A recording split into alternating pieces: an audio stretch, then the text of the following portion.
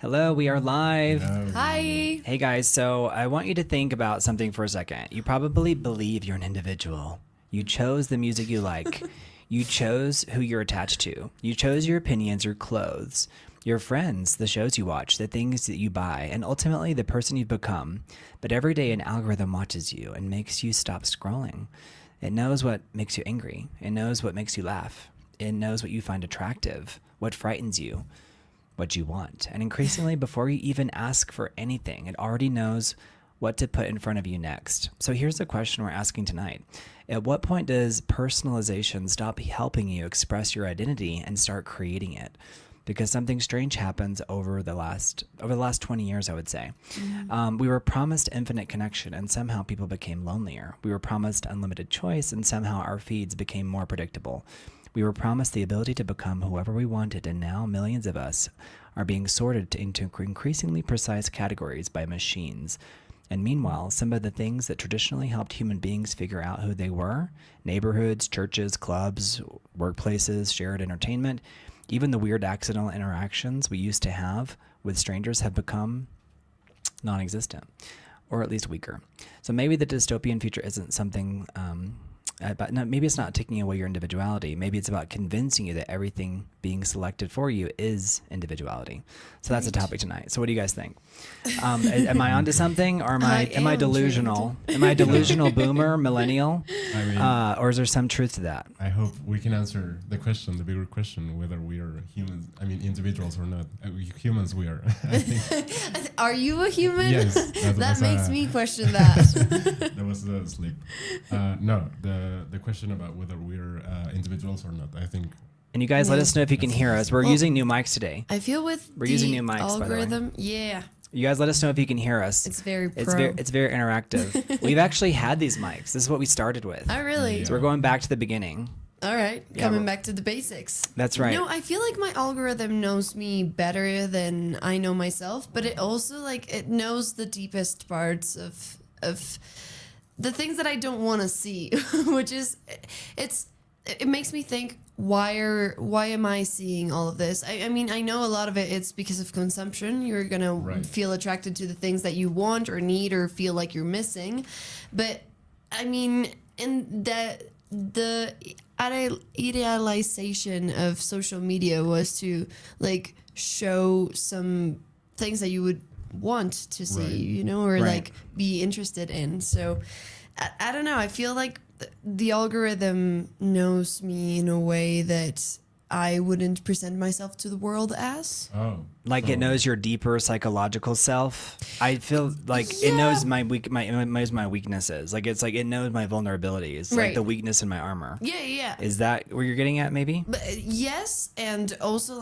there's some things on my feed that I wouldn't necessarily talk about to other people in my day-to-day, because I don't feel a lot of the things that I see on social media, I don't think as very valuable per se. Yeah. There's specific things that I'm like, okay, I want to remember this, or I want to watch this, or I'm really engaged with this type of content. Okay. But most of it, just day by day scrolling, it's unnecessarily, and I don't really share it with anyone. I watch a lot of gym stuff and food stuff and people traveling and stuff, but it just makes a comparison to what I'm doing, and I don't know, it's nothing that will drive a conversation on my day-to-day basis. Right. So you're describing what you look at on social media, and so for you tend to look at stuff that's better, self-improvement, perhaps, health. Maybe I you're guess. Yeah, I mean, you're not looking to be shocked. Some people go to social media because they're looking for shocking content, oh my gosh, or this I want or to have that. fun. Right? I want to be giggling, watching silly little videes. Okay. But it's not the majority of it. It appears and goes away.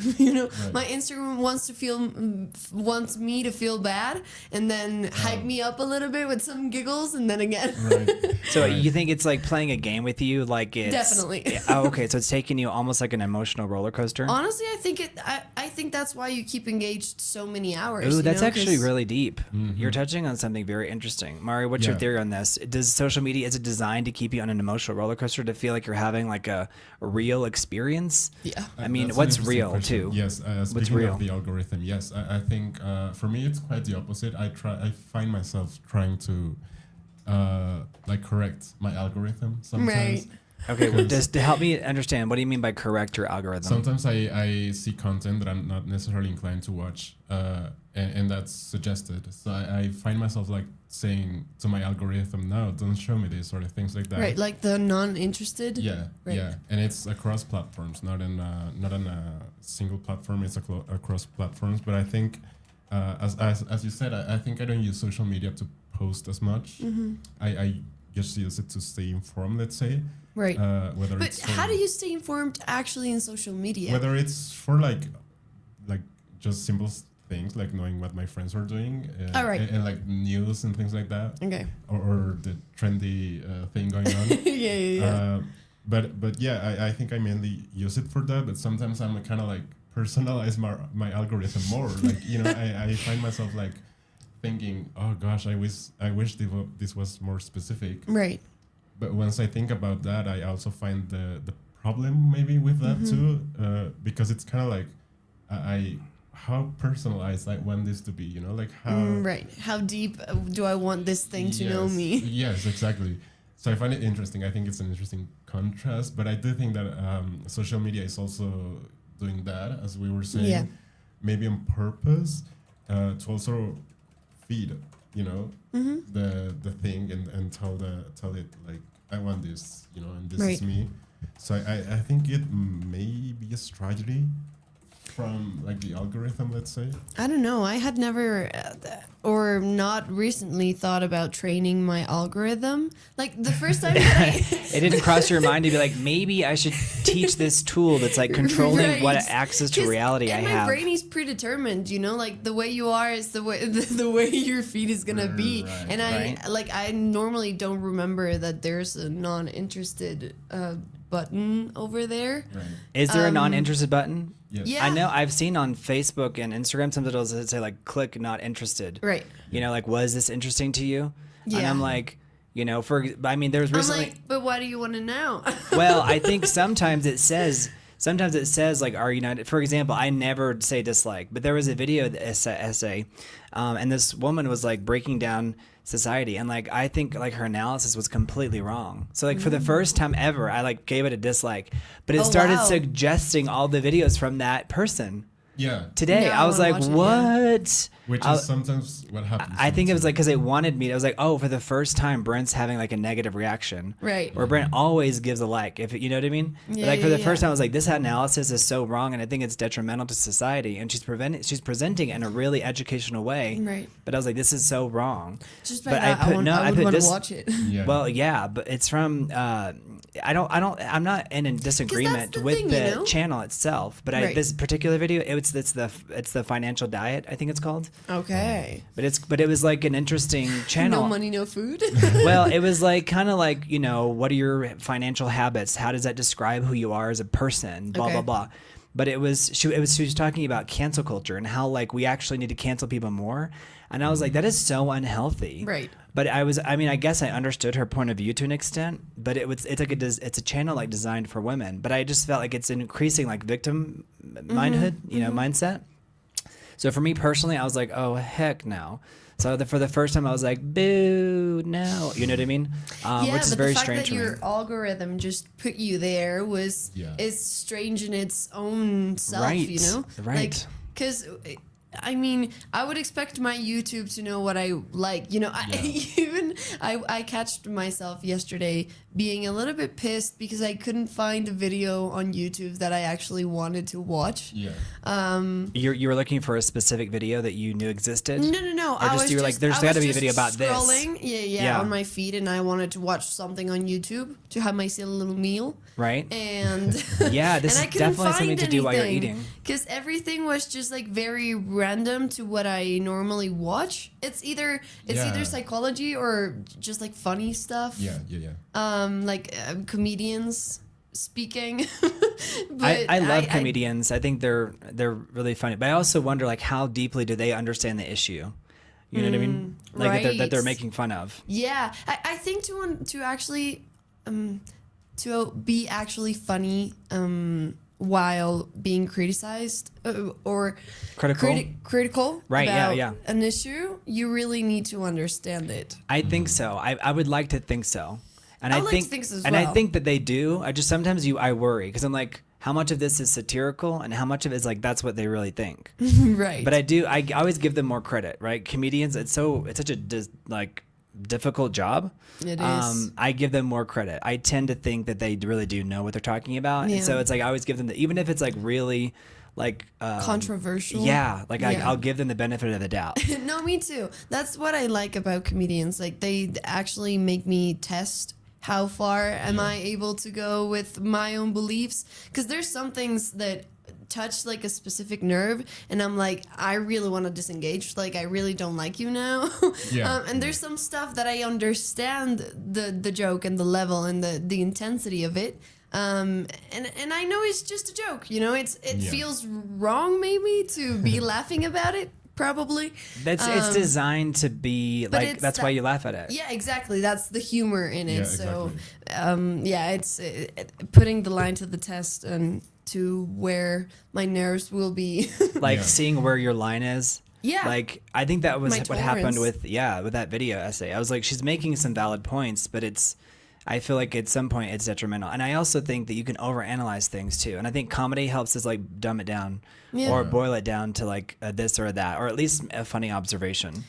Because I mean, the comedian's job is to deconstruct it all the way to that point, so that you can just say the joke without understanding Right. understanding the whole context without them having to say it. So. Yeah. Right, because it sucks all the fun out of it when you're like, the reason why this is funny is because of Because the system is actually da da da da. Yeah. yeah. Let me give you diarrhea like out like the history of you have to believe that your audience is smart enough to get that. Exactly. So that's why I was a little bit mad at YouTube for not showing me anything, because I was like, I mean, how many times have I refreshed a page or like liked something or subscribed to a thing? Like it cannot be just me being like, I don't want to watch anything, Right. you know? Right. Yeah. It felt like something was wrong, and I was like, please talk to me. I miss you. Right. Right. Right. But I think that also showcases how much content we have from to pick from. You know, like Yeah, I available. think it's harder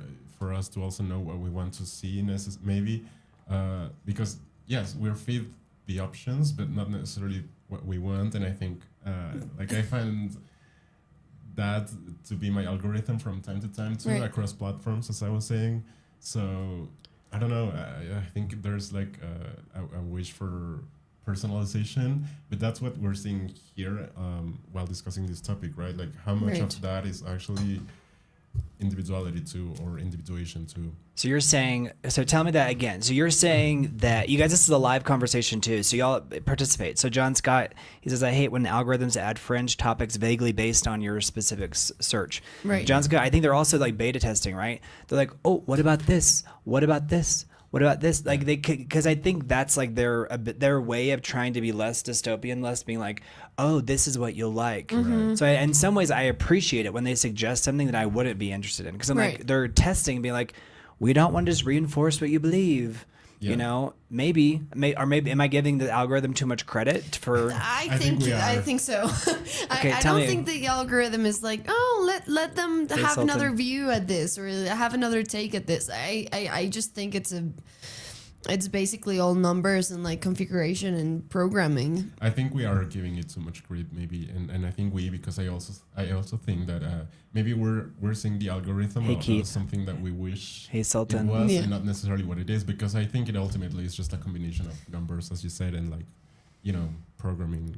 You guys, let me know if y'all can hear Right. too. And also, we changed our AdSense account. I think like sometimes I try to make it so formal, and then when we're in it, I'm like, oh no, like the beauty is in the informality. Yeah. Am I wrong? I mean, No. I think there's some right. Like I think so too. I think we can make it pretty set and all this stuff, but I'm like, at the end of the day, it's like it's just you're hanging out with us guys. Yes. yeah. It Sitting really- and talking. It really is that we're sitting here talking, and Keith Peavy House, Sultan, John Scott, and Iverk, you guys, thank you for being here. All right, so Keith says, I get so much political stuff in my algorithm. I want some of it in order to stay current, but it's an onslaught right now. I don't know if clicking not interested will help. we're saying I that mean, it what do y'all doesn't. think? Sometimes it doesn't. It doesn't. Like they were saying that even Iberg was saying that whenever he clicks like the not interest button, Right. then the platform goes on and suggests More. Yeah. Yeah, there's this thing been going on recently where a lot of women have been like their audiences have been switched to like it was, I don't know, 80% women and 20% men, and now it's been flipped. Now it's 80% men and it's only been showing to 20% women.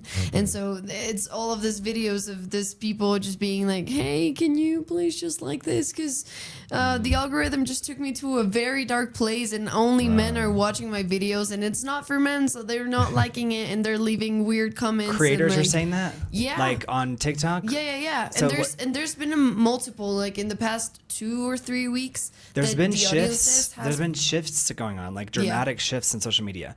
So just say that again one more time, because I'm going to adjust your camera just slightly, just so we don't crop you. So there's been this women in social media going around saying that they need help reaching their audience back, because their percentages, for example, on Instagram, because I don't have TikTok, so I don't really know how it works now. I left it like 2 years ago. So, but on Instagram, you have like a clear percentage on which like audience gender you have on the majority. Maybe I should do that. I think our audience is overwhelmingly men, but I want it to be diverse. But I think it's overwhelmingly men. Maybe because for a while it was like men talking, whether it was boys or men.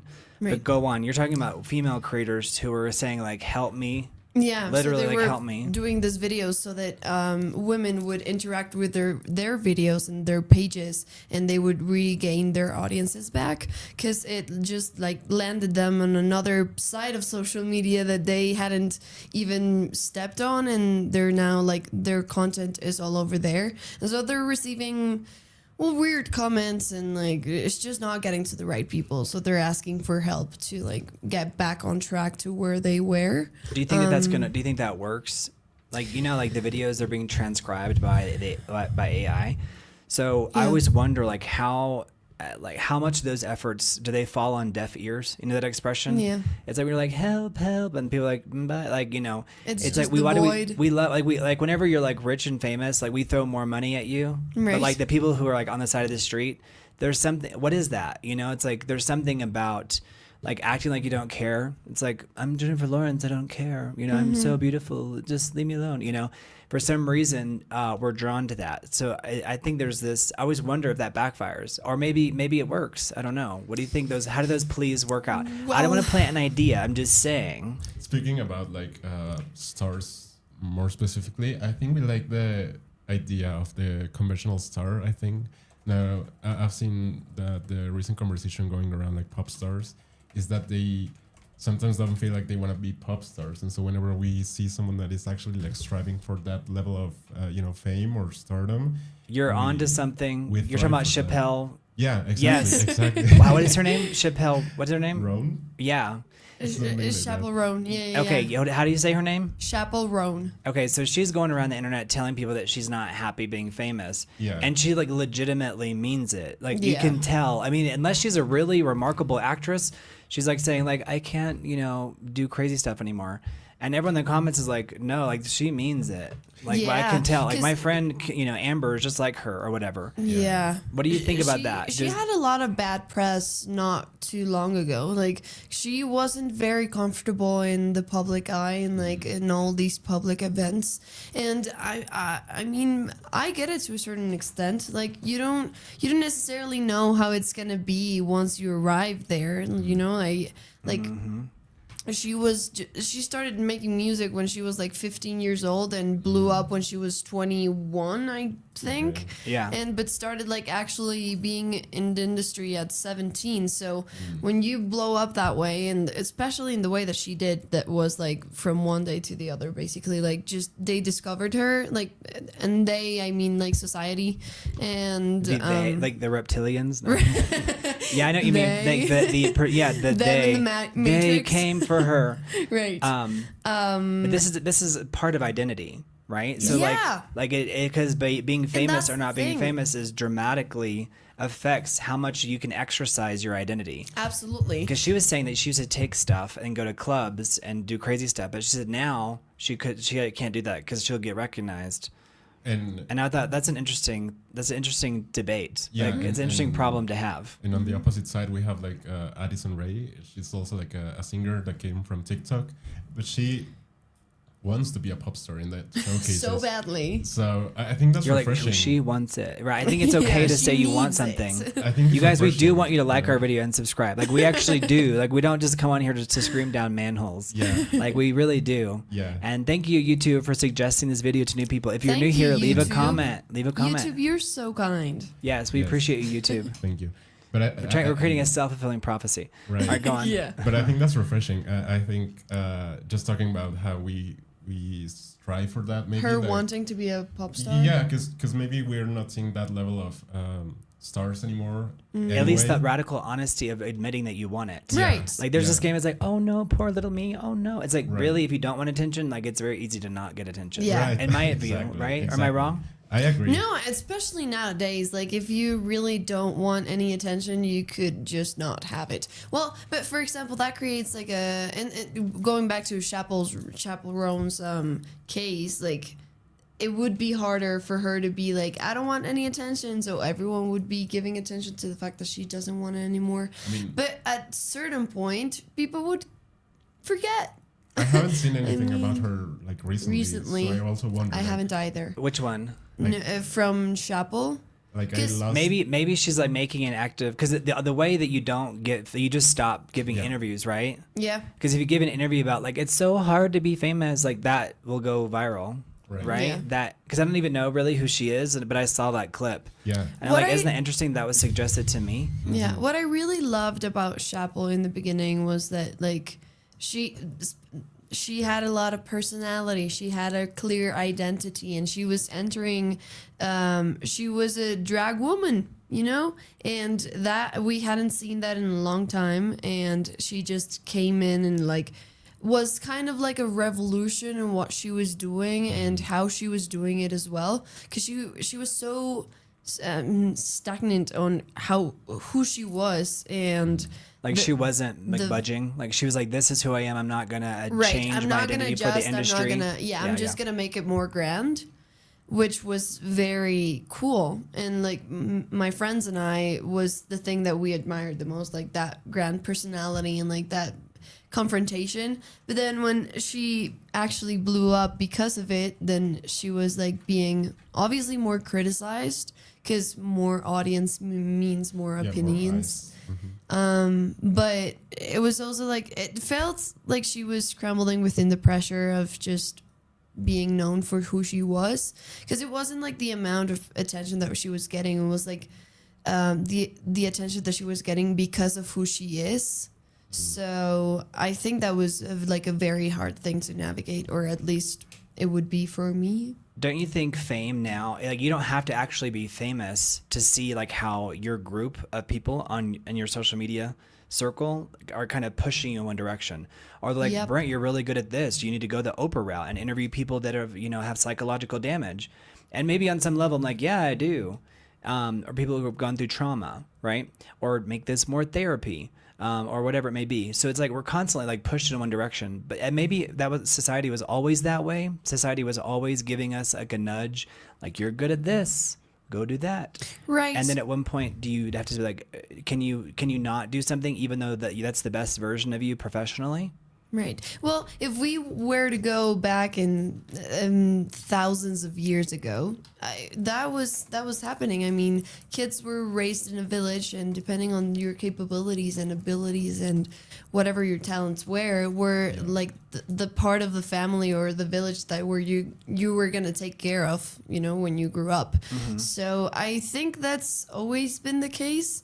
But I mean, with capitalism entering There it is. It's always comes at some point. She's gonna say, "Well, in some capitalism." I will say though. Okay, let me just say from my boomer point of view, and you can fully disagree because I'm never Yeah. here to be like, "Yeah, I'm right." No. And I mean, like, Yeah. 200, 300 years ago. No, I think you're right. It is capitalism, but I also think that in the countries that purport to not be capitalistic, they're doing the same things. But that's like, because like what world is there not capitalism? Because it's like they're all like in China or in Russia, like they're actively practicing capitalism, but they're not calling it that.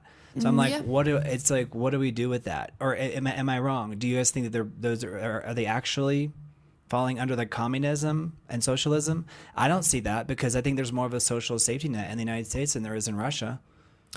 Yes, and I think especially its capitalism would be towards like other countries. I mean, their relationship that you have internationally as unions, as countries, is the way that I see the capitalism going into China, for example. Right. Because I think I've never been to China, and I'm not really. What do you mean you've never been to familiar China? with- You're not a Chinese expert. We booked you on this I'm not show really to be an our expert in China expert. I know, Producers, I know you hired told me us that for she this, had but the- I didn't come prepared. It's okay. I didn't study China enough. Yeah. No. Bu hao. But Bu hao means not good. Like bu hao. Like Bu hao. Like bu hao. Oh. Like whenever you meet someone in China, you would say like ni hao ma. Like it means Yeah. like you good. It's like are Yeah. you good? Like ni hao ma. It's like are you good? And then so you say hao or hen hao, like very good. But if it's not good, you would say bu hao.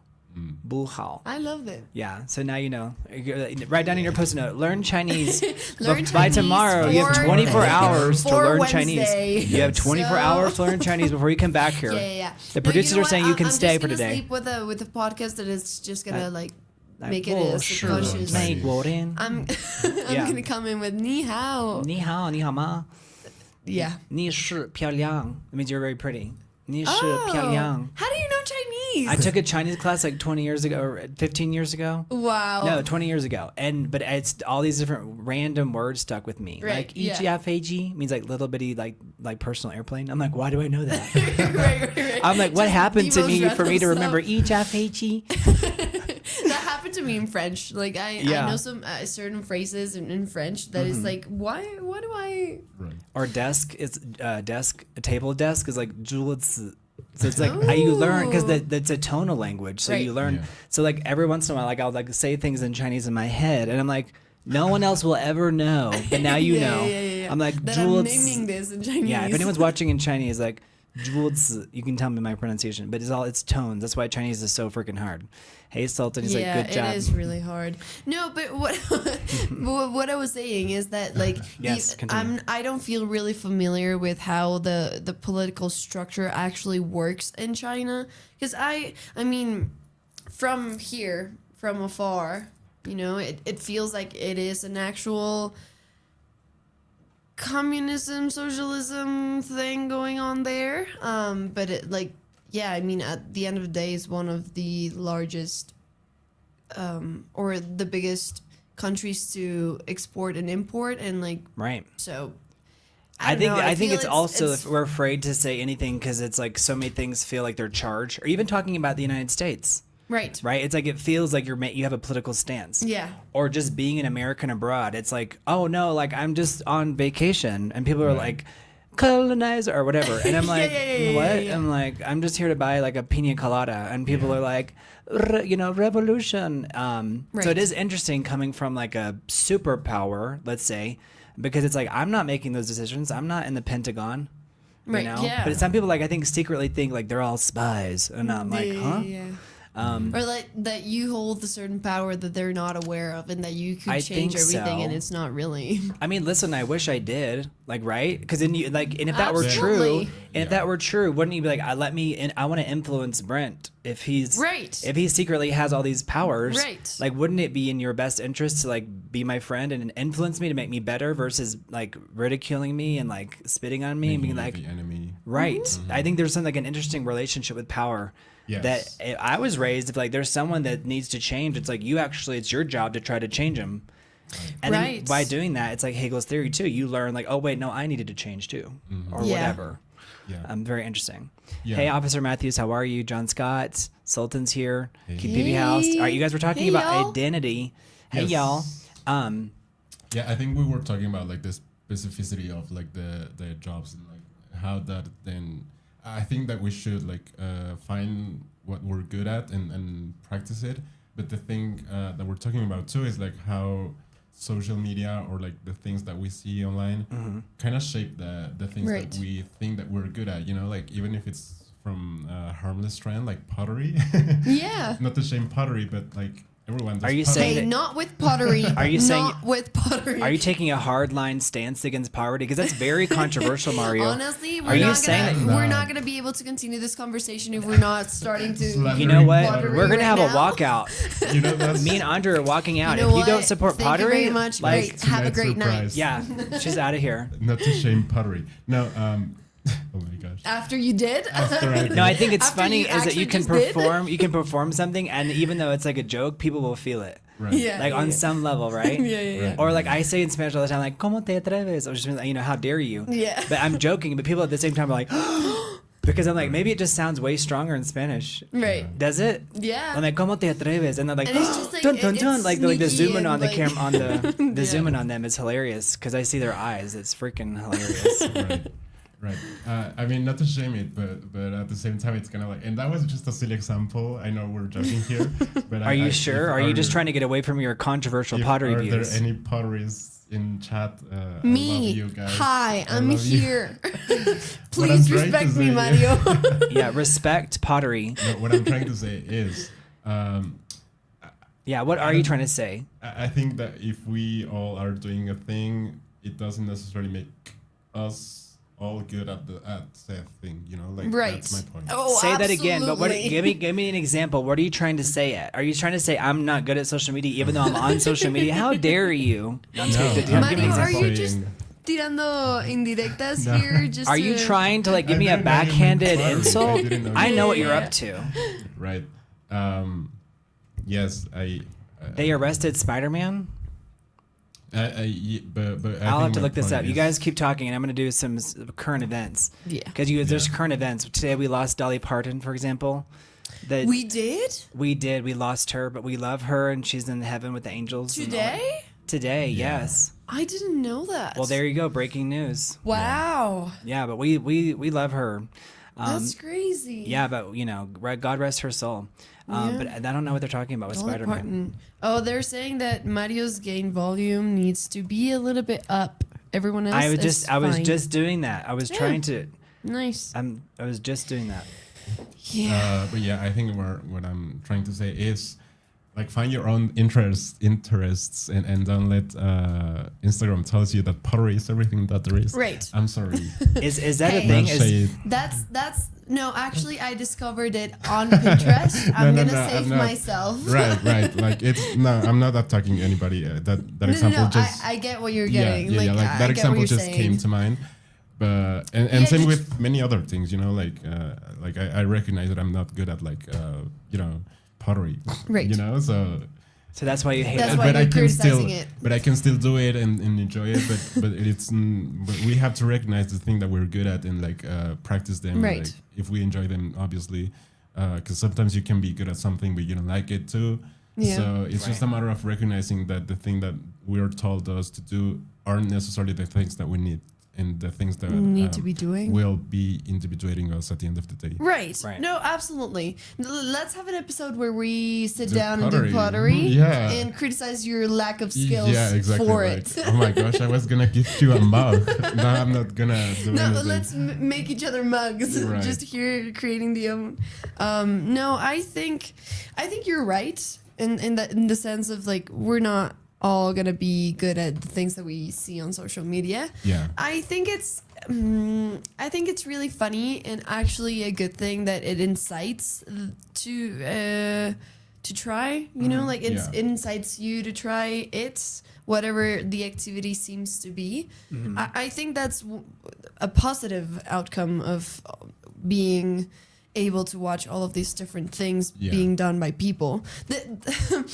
I think what you're saying or what you were getting at too is that like a lot of people on social media post the thing that they're doing because they're really good at it, and so then or mediocrely good Yeah, yeah. at it, and so by you trying to do it, you're saying that maybe we shouldn't be trying everything. No, I'm saying that we should recognize when we're not good at something, you know, like. Oh right. Yeah, Oh, absolutely. I feel like I do that please. all the time. I'm like, I suck at this, but Yeah. but it also pushes me to do that thing more because Yeah. just so that I don't like so that I'm not so weak in that one area. But But- it isn't. But I don't yeah. know. But I do It's think like then try me. right. Well, I think right. But I do think that there is a mistake where it's like this person's not good at math, so put them in all these remedial math classes. Well, it's like, well, if he's spending all of his time in the math classes, then we're not flexing the other things that they're really good at, like Right. let's say creative writing or whatever. So I do think there's it depends. How much of it do you want to do yourself? Yeah, and I'm also saying like question yourself, like where does that interest come from? Like if it's like a genuine interest for you, because I'm obviously not saying don't do the things that you're not good at. I'm like go do pottery and go do it badly and like fail, Right. because that's And have also fun with and it. have fun with it. Yeah. But at the same time, if you're not enjoying it and it's just like a thing that your faith maybe told you to or suggested you to do or like planted the idea in your Right. mind, Right. then it's also like good to recognize that you're not good at it and that you're not Absolutely. actually interested in it. Especially Is with that a common trends. thing? Is that kind of like makeup tutorials or maybe the idea of Yes. everybody having a podcast? I mean, I think this is kind of different. I feel like this is like, since it's live, it's not really a podcast. Right. It's really Guys, like an interactive we are show. Different. Yeah. I mean, we are. I mean, because it's interactive. You guys can Yeah. leave a comment. Yeah, and as Nyberg is saying, you can also consume the thing while not being good at it. It's kind of or not practicing it. You know, like all these Right. things. But what I'm saying mainly is that we need to inform ourselves based on our real interests, Definitely. and not based on the things that we're being suggested. Yeah. you know. Yeah, and now I get what you're saying. I think a lot of that was implemented with trends. Yeah,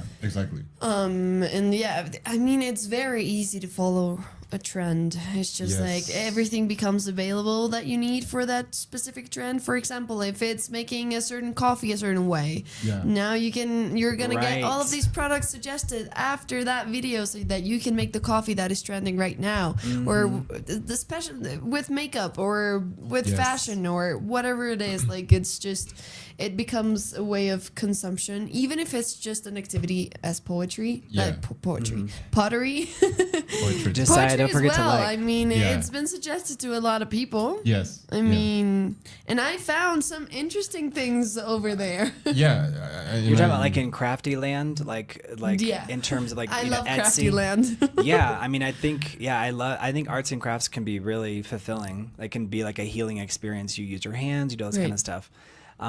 Yes. It's an aesthetic. But for right. example, poetry, like I do it and I know I'm bad, but I enjoy doing it. And Right, it's the not process of necessarily- it. Exactly. And it's not necessarily because I want to post about it, because I don't. Exactly.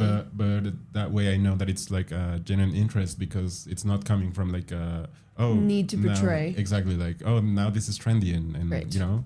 Yeah, that's the thing that bothers me, because there's I know a lot of people that are my friends, and just like it feels like they changed with trends. Yes, yes. You yes. know, and it's very weird because you cannot really like pinpoint you know Yes. what it is that they changed so that now they're that. Yeah. But it feels that they are constantly changing towards like how society is viewing a specific thing, Exactly. or like how it surrounds that specific circle. And yeah, I mean, You're describing when people themselves change, like what their Yeah. interests are. yeah, Like how much do people change based on what's in vogue or what's Trendy, popular? exactly. For example, Yeah. as if Mario was to be like now very invested in pottery I and like am. posting about it. Like if he now was very invested in pottery and just was doing it, I don't have an issue with that. Like go ahead, please. It'll make you a better person. I know it. But It'll you- heal fix you. me. It'll fix me. you. But don't do it just because it's popular. Exactly. Don't do it just to Or- post that you're like now doing this. I mean, in the case Or- that it was trending. Or do it, but recognize if you don't like it. You know, like I've seen people Right. perform too, like things that they don't necessarily enjoy, but they keep doing it because maybe that thing draws views or likes. Or Oh, things that's like interesting. Mm-hmm. Well, there was a girl. She was in Harry Potter, and she played like Lavender or something. But anyway, she did this thing with hair, and it like really took off. So she has to keep. She said that she feels like she has to keep doing that, and that's like her job now. Right. Is to keep posting on a site. that's, you know, where people post videos, you know, for their specific fans. But she said, but there's nothing inappropriate about it. It's just that she's brushing her hair. She has really long hair, but she says so many people are into it. It's like she has to keep posting because that's how she makes her money now. Yeah. And they stopped inviting her to Harry Potter conventions because she's on that site. Like, isn't that like, it doesn't feel very fair because there's nothing in the content that's inappropriate. Right. So I think it's interesting because she had to go on a talk show in the UK to talk about it because she was like struggling financially, you know, and so she's not even able to go to Harry Potter conventions anymore, even though she had like a smaller part. But I think it's interesting how, like, you know, in that world, you know, those kind of things affect you. I think at any certain level, like even if you are just like, I don't know, a 50, 60-year-old using it to like wind down before you go to sleep, which you shouldn't, but we all do it. But in any case, like whoever you are, I think you, at a certain level, you become a slave of your social media algorithm or like feed.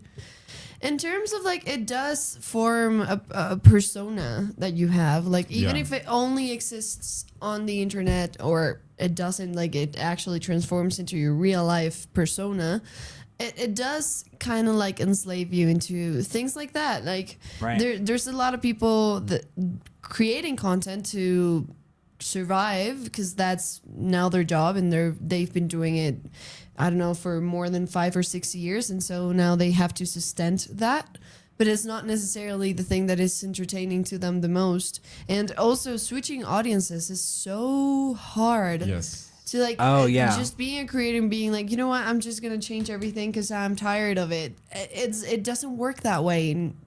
Sadly, right? Like, and finding another audience is just gonna be as hard as finding the first one. So explain that, even if not harder. Exactly. So, because the other one maybe happened theoretically more organically. Yeah. So it's and like the trying other to one's gonna be fighting against what they already knew.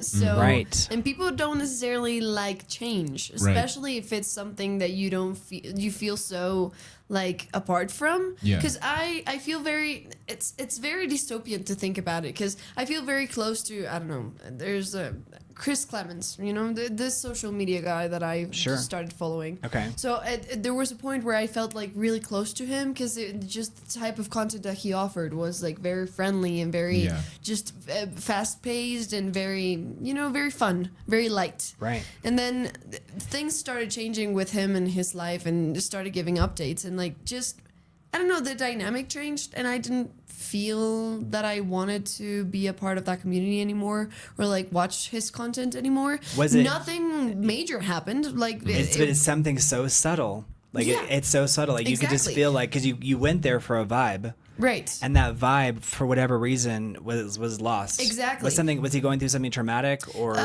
No, he was just like trying to figure out what else he could do with his platform, which is, I think it's a very valid, and like, it's a point where everyone reaches at a certain like. Yeah. Absolutely. Like even as an actor, if you're an actor, you're like, okay, like I don't want to do rom-coms anymore. I don't want to do, you know, why am I always like the grieving mother or whatever? I think it's the same with social media. Like you get typecast. Mm-hmm. Like your audience typecast you. And so he wanted to. He wasn't even gonna stop doing what he was doing. He was just gonna like implement new things. But that in itself felt like a change in itself. That's so interesting. The platform. So you I even felt guilty, because I was like, it doesn't stick with me anymore. Like it doesn't feel the same way that it felt, I don't know, 2 years ago. Did it feel less authentic in some way, or did it feel just like, this isn't what I initially signed up for? Because it's very interesting, the relationship between you and your audience online. Right. I mean, it's freaking fascinating, you guys. And that's why we do this stuff live. That way we get live feedback. Yeah, right? absolutely. We get live feedback. So to me, I think it's such a lost opportunity as an audience member. Like if I'm watching something, I'm going to comment, because before I was like, oh no, I'm scared. But now I'm like, oh no, like this creator like needs my input.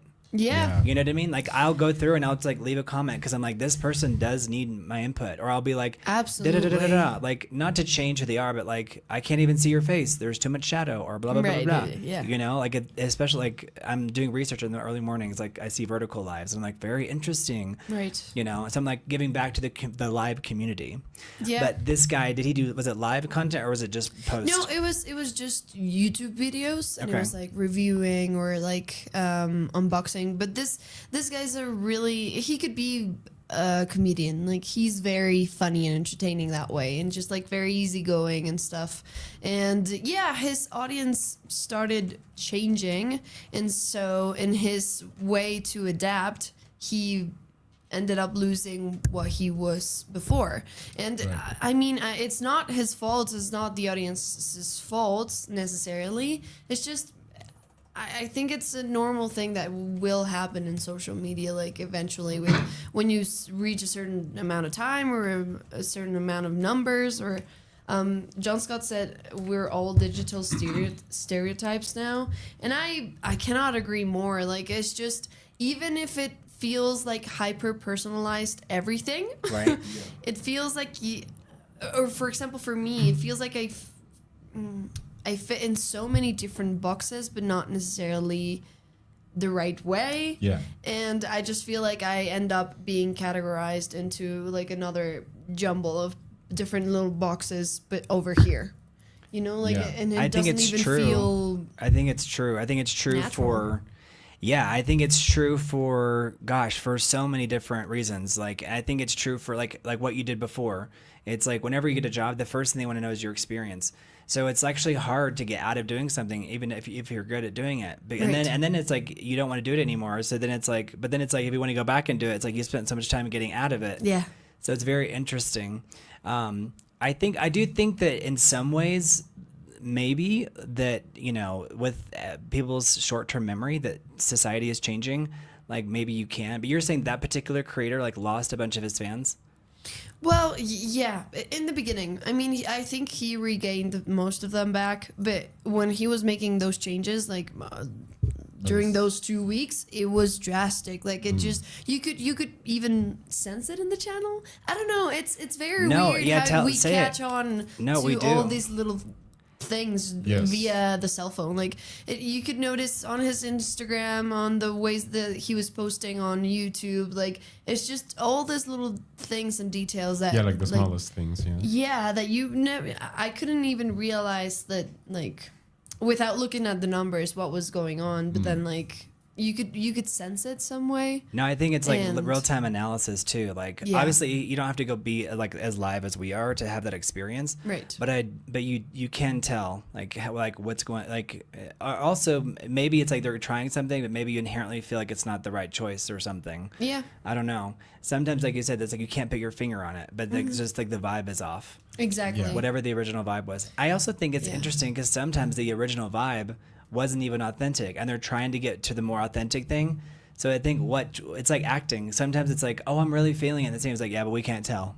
Right. And then other people's like, they're like doing nothing, and we're like, oh my gosh, like she's so good. You know? Yeah, Have you yeah. have you seen that before? Yeah. I think it has to do with like performance. You know? Right. No, absolutely. And I feel that's one of the risks that you take once you start building up upon like a social media persona or like a brand Yeah. or something. Right. Because you need to like really, once you hit it, you're kind of like in You're in that stuck box or, now. like, It's like this is what you do. compromised to Yeah. be that thing.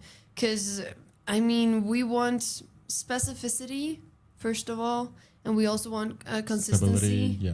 Because stability. isn't the parasocial relationship with the person who's on the internet, like they're giving us some psychological need, like they're filling some need Right. for us. I mean, Like, it's even giving if you it's- serotonin even if- at the right. end of the day. Or dopamine or whatever it may Yeah. be. And I think it goes back to the idea that you were saying earlier, like we as humans we don't necessarily like change, Right. although we change. I mean, I think we change obviously, and we can change.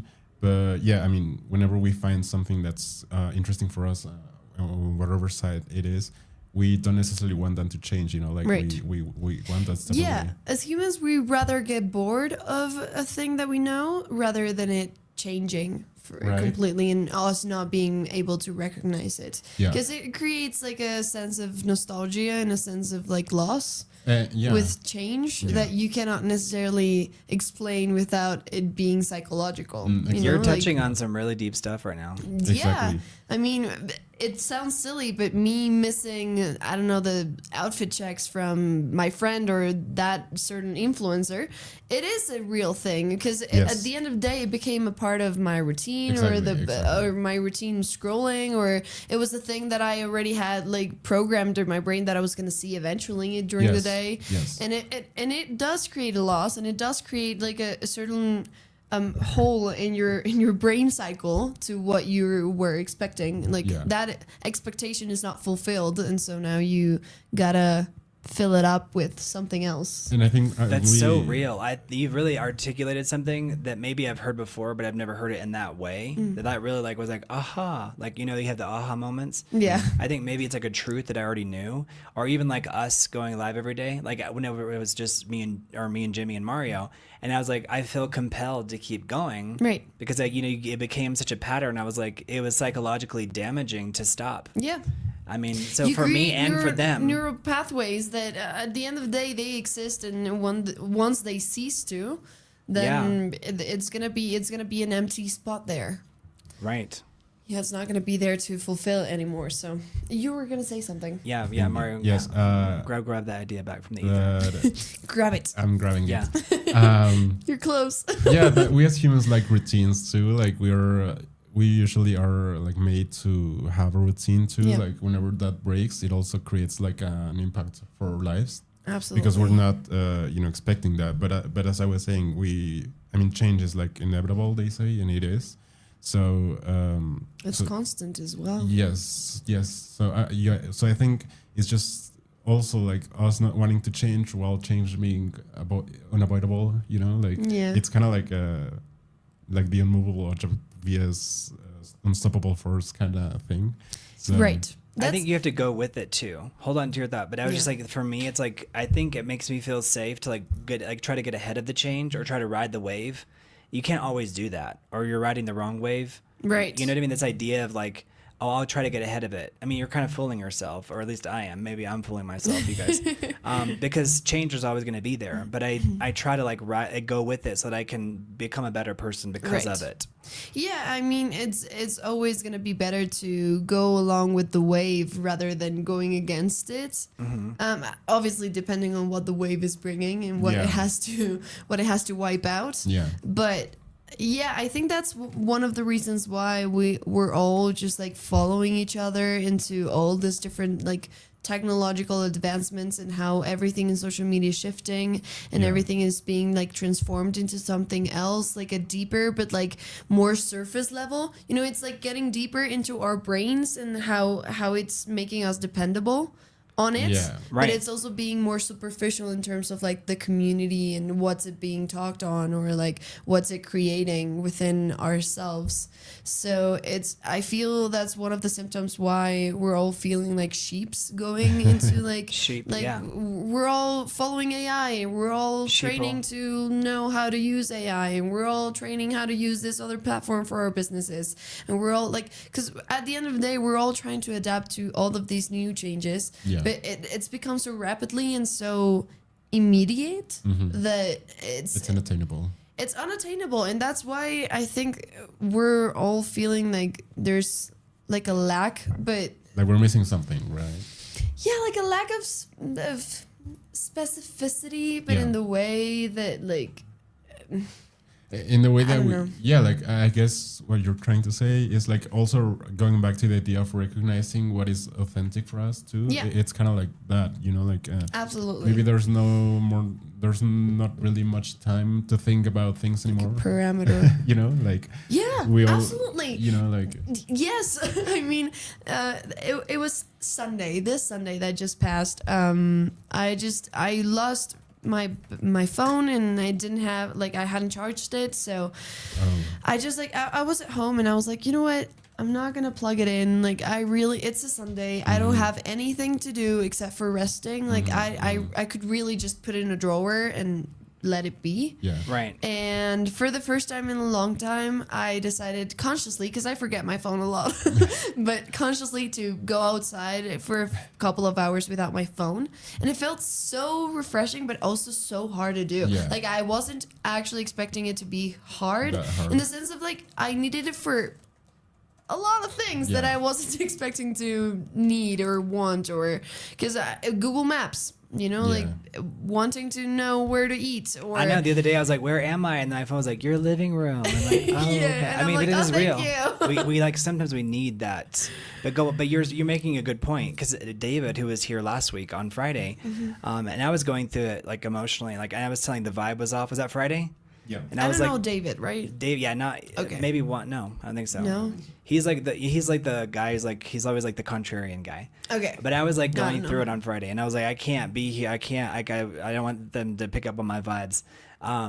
So I was like, needed to be alone. But he was talking about how, in a previous live that I was clipping, he was like, how your phone is like, it's become everything.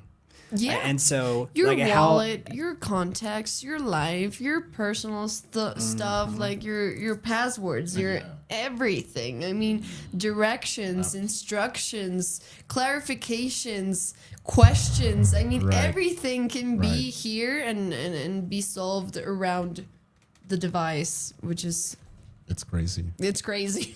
Yeah, I think It it is is crazy. It is funny because it's like an extension of self. Like, Right. It's like and so that does play into your identity, like how much. Yeah.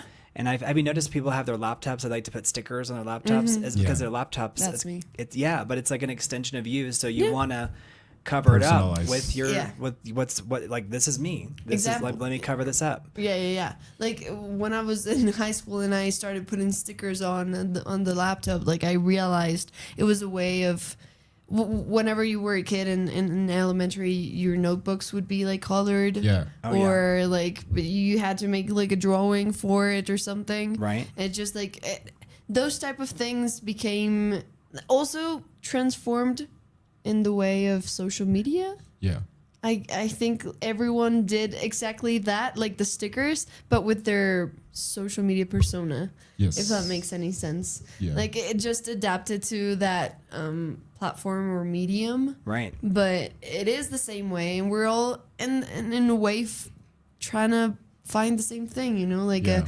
a sense of this is actually who I am, but with the algorithm fitting you like Everything. everything that you wanted Yeah. to see or not see.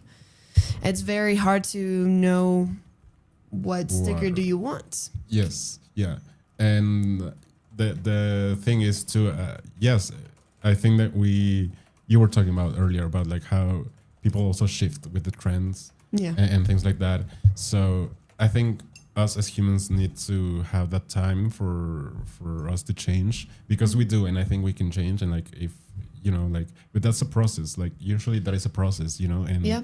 and just the fact that you want to learn this new thing, it's gonna take time and it's gonna Yeah. take resources and everything. So take the time to do it and like change, but recognize that it will take time sometimes, and like don't necessarily want to rush it either, because it's like, as I was saying, I think that there is less time for us to stop and think maybe, oh, is this truly me? Like, is Right. this like, am I interested in this? Do I really like this? Yeah. Because at the same time, it feels that we need to fit in like certain boxes too. Mm-hmm. We were talking about this earlier, like the idea of how specificity can also lead to like making us, lose that sense of maybe community too, because it's like so specific that it's no longer Right. available for anybody, like Yeah. Yeah. Yes. Only them can be Right. what they are, and us Right. have to be something different because that's already taken. right. So Yeah. I also don't like that extreme. It's not healthy to think that it's only gonna be for like a very reduced Yeah. group. Individuality serves a purpose within a community. Like Yeah. without it, then it just becomes an individual being itself, and that's not. It doesn't serve a purpose of any kind. Not even to yourself, because like if you're so aware and so definitive about who you are and Right. who you want to be, and this is me, and this and that belongs to who I am. It doesn't. it serves no purpose if you don't have anything to compare it to or to share it with. You It's know, like if, limiting. Well, I was if thinking about raising money for this project, this like, you know, and I'm like, it's so interesting because it requires so much mental effort to do a certain thing that it makes you like it makes you like have a smaller group of people to talk to about that thing. Yeah. And then it also you use up all of your like your mental energy in this specific area. And then it also can be isolating because you don't have anyone to talk to about it, except for Right. the people who you're directly competing against. right. Does that make sense? Yeah. And so it is interesting. And I think we're seeing that like with film finance, people are looking for money from Saudi Arabia, they're looking for money from abroad because in some ways it's like they've used up all of their chances, even though they're doing everything theoretically right. Right. Like you can still do everything right and the movie can still bomb. Yes. Yeah. You know, and I think that's what's happening. And so now like we're looking for foreign money, but it's like, it's a very interesting dynamic. So certain things, people don't realize how hard certain things are.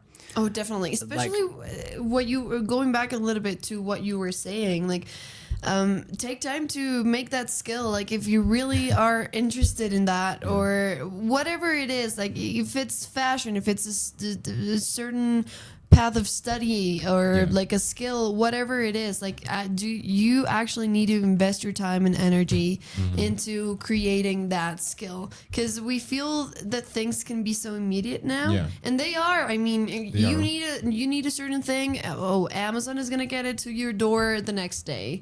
And if you have a question, you're gonna ask Google or AI. And if you need anything, whatever it is that you need or want, or I mean, with the right resources, you're gonna get it.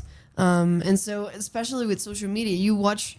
I don't know, in 5 minutes, you can find people that are experts at whatever it is that you want to do. And with the variation being extreme, and you're like, oh, I can do that as well. And probably you can. Probably you absolutely can. But it's probably going to take you more than 30 days to actually make it. So, I mean, you saw it in a video of 3 minutes or 3 seconds or 30, but it's not going to be that way, and we need to remind ourselves of not everything being immediate, because I think that's also a main way to create more anxiety. Yes, and pressure for yourself. Absolutely. And it sometimes is unnecessary pressure, you know, like it's self-inflicted pressure. Sometimes it's like, why am I comparing to this person that I just saw and I didn't know, and it just did like 20 seconds of their life? I think it's because we're trying to be efficient in our brains. Like we're trying to implement deadlines on ourselves, but it ends up backfiring because it's like, instead of letting that thing happen organically, you know, I think there's, you know, I also think we relate to who we are based off of our relationships with others. Yeah. Right. Like it's like, let's say that if everybody was repulsed by you, like you're walking down the street and people are like, oh my gosh, then that happens. Well, yeah, I mean it can happen, but it happens. Like, isn't that your daily experience? Mine, my personal one. No. Yeah, but I mean, it's like people kind of try to reinforce, you know, whether it's conscious. I don't even think it's very conscious. I think people can do it consciously, trying to like, you know, to confuse you, being like, oh, like she's so pretty and so hot, so I'm gonna act like I don't care. You know what I mean? Right. Yeah. So it's like kind of there's this game that we have with our own emotions. Do you think that people are like going through society are honest with their reactions with people? Like we have manners, but do you think like there are some people it's like, oh my gosh, you know, or get away from me, you bum, you know, like that line from Scary Movie. Yeah. It's she's like, I love my fellow man, and then immediately after she like says, get away from me, you bum. So it's like, you know, great callback. Right, how hypocritical we are as a society. Yeah. What do y'all think? I think that whenever people are being honest about the way they feel, it's usually in a negative way. Like I've had people scream at me. I've had people scream at me on the street just because they were, I don't know, mad at something else, and they just took it on me. But I think that was honest. Yeah, and it's happened, you know, like protect several Mario times. at all costs. But I do think that they were being honest in the way they felt, because they were obviously feeling some negative feelings, and they were just like taking up on me, so I don't really got mad at them. But I think that whenever we're trying to be, you know, like honest with the people, going back to the idea of vulnerability that we've discussed here, I think that being vulnerable can be, you know, like terrifying sometimes. Right. So it can also be a superpower. It is a superpower. Like it can, because I think of it as my it superpower. shocks people. Some people could come at me sideways, and I'm just like Remember when that casting director was calling me and screaming at Yeah, me? And I was yeah. like, you're absolutely right. Yeah. It just totally disarmed her. Yeah. There's this casting director, like an actor wasn't where he was supposed to be, blah, blah, blah. And what she was saying was totally right. Like she was telling me all, I'm like, yes. Like instead of being defensive, I would just said, you're 100% absolutely right. Everything you're saying is absolutely the truth. And she was just like, right. She was just like, thank you. And I'm like, and we'll fix it. Yeah. I'm like, you're right. And we'll fix it. And Right. and I think like it saved our relationship with them too, to not be defensive in any way. Right. Because I didn't want to be defensive. I didn't feel the need to. And I knew that we were, we can't control the actor's behavior, but he just wasn't in the right city, for like a fitting, they have the fitting. So it's a real thing. Yeah. Yeah. Yeah, no, I feel like, vulnerability is mostly, or probably like 90% of the time is gonna bring confrontation, which is really scary, because vulnerability comes from truth, or at least I think it should come from truth. And so I don't know, I feel like obviously we all adapt when we're out in public, and Yes. or at least if you're I don't know, decently educated and respectful towards society outwards, you will adapt, because that's just normal way to navigate the world and society. But I don't know, I try to be as honest as I can, even if it's not your fault. Obviously, if I'm mad and it has nothing to do with you, I'm not gonna make you, be a part of the issue, or I'm mad, so now everyone's gonna have to deal with my anger. No, not that way. But I'm not necessarily gonna be, the same as always. Right. And You're saying if you're in a bad mood, you're not going to pretend as you walk through society to not be upset about something in that moment or that day. Yeah, what do you mean? because I can be polite, and I Sure. can still if I entered a store and I was distraught in this mood or whatever it was. Right. I'm obviously gonna be the same person being oh, thank you, or have a nice day, whatever it is. But I'm obviously gonna exist in a different energy level. And with that, you don't get necessarily that with social media. I mean, it's you're not necessarily gonna be thinking about oh, I'm gonna stay in my energy level and my mood, but I'm gonna record this video and it's gonna be the same thing. Well, obviously it won't, because we can read all of those stuff, Right. and it forces you a little bit to morph into that other thing. Say that again, that last part. Are you saying if you try to film an emotion? Or what do you mean? Right. Let's say I'm an influencer, and so I'm gonna break it do down my for us. daily unboxing, and so I'm gonna this chest box. Woo! If I were to be in a bad mood, or I was pissed, or ow, You donated to bring the audio back. yeah. Thank you, Keith. Thank you, Keith. We're gonna have it I here. did have a double take. I was like, wait, is that an otter? I'm like, yes. I'm like, that's an otter. Go on. And I was in this mood, then I would still need to shift my energy or my approach towards this unboxing that I'm doing, so that it reads the same way as always, right? So it's gonna force me in a certain way to change my energy or my mood or whatever, to mask it and perform the same way. So I don't necessarily know how I got there. No, it's a really good point. For example, I think everybody in the channel knows, I'm going through with withdrawal from, and Mario and I both. Yeah. From having a 14-year-old's energy, lovely, rambunctious kid. And it's weird, because it's why are we having, because it's attachment theory. Right. It's you literally become so attached to someone. It's you go through a state of mourning. So I'm still going through that, along with other things, compounding things. But as an adult, you have to be dealing with a lot of things that are really crazy and not making sense, and still march forward and do your job or do whatever it is that you need to do. And I think that the thing about social media is that there's a blend. So it's there's not a clear line, because in some ways I feel like people already know. Have you ever seen someone and someone that's hey, he's going through a divorce right now? Yeah. You know, so it's kind of like that. In some ways, it's like in a regular job, it's going to affect you in some way, shape, or form. But when your job is performing, like, you know, it's like you can't always control, like, okay, well, I'm only going to pick jobs for angry women because I want to express female rage. Right. Yeah. But I think that would be a valid thing if you could do that. Maybe if you could do that if you're Julianne Moore, you know.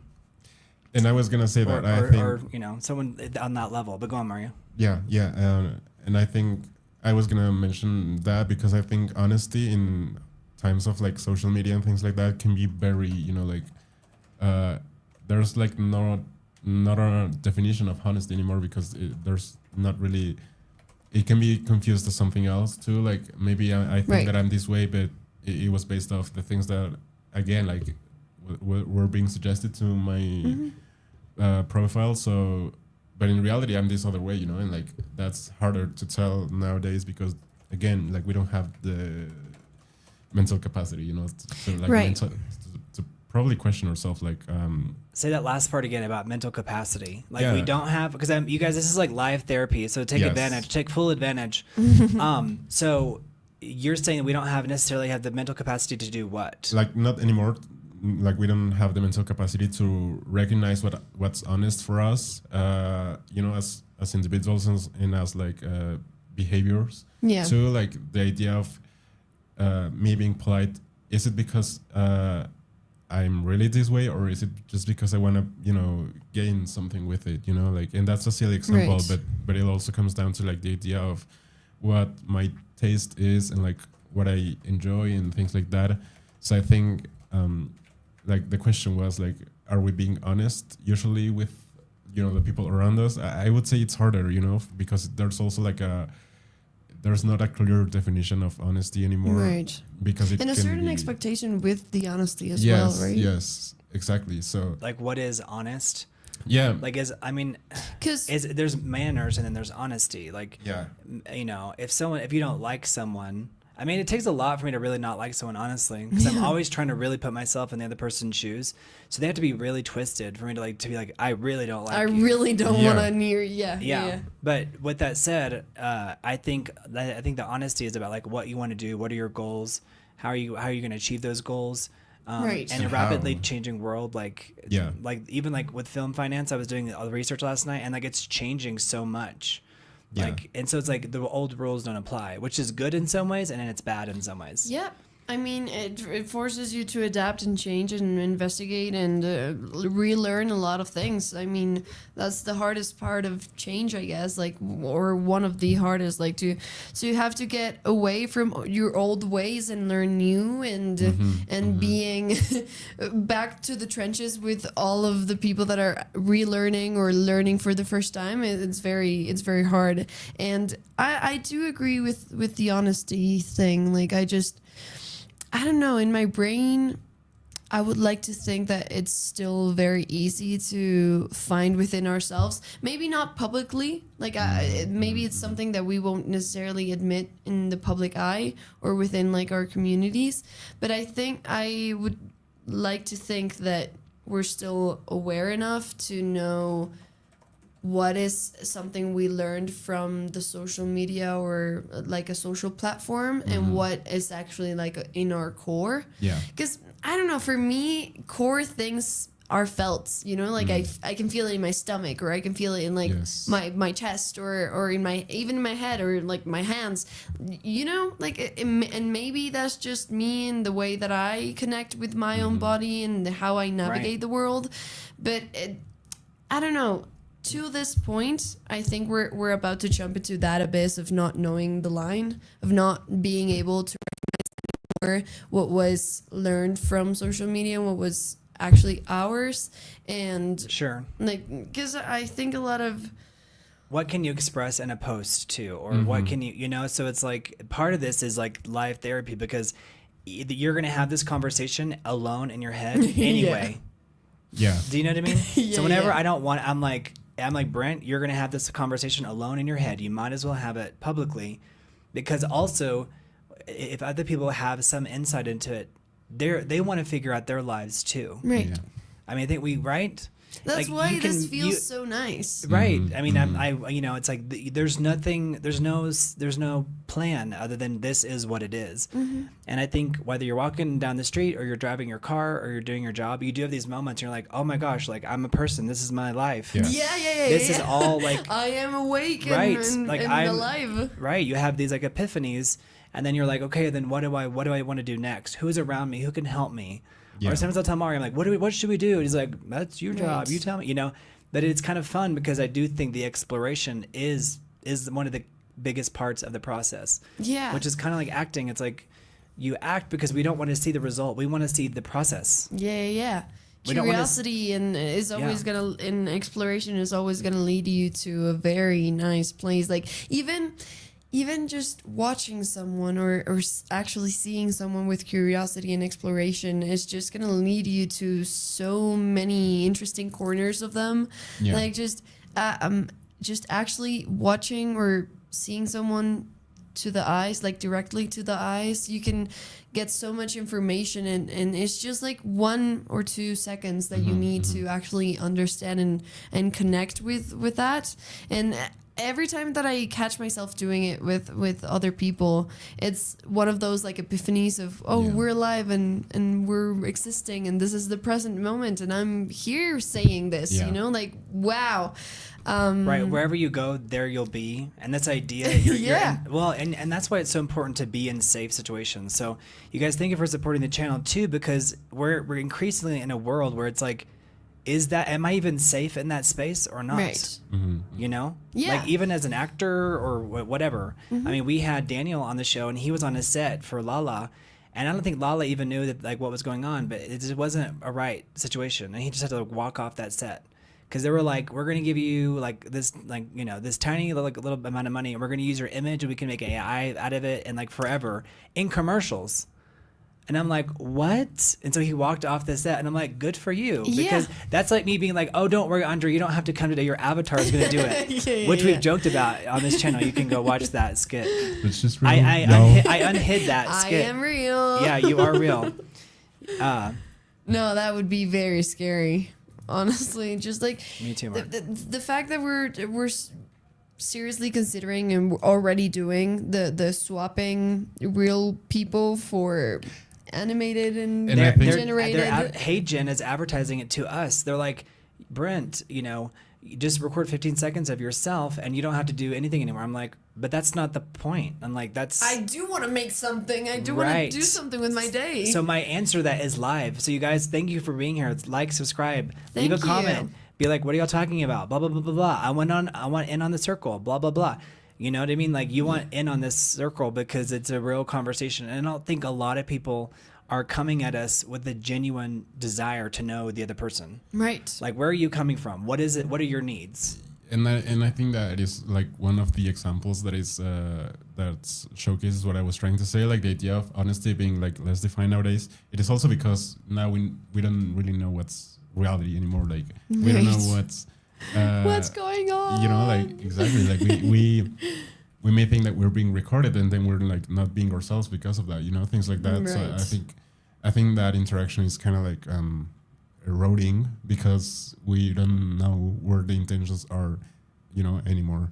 Right. Right. Yeah, You're dealing where with your someone. intentions are placed as well is it's a very I think that's one of the things that society is struggling the most about, like knowing what your intentions are towards a certain thing or a certain person or whatever it is that's going on, if it's like a political stance or like a societal issue that's going on, or just like something that has risen.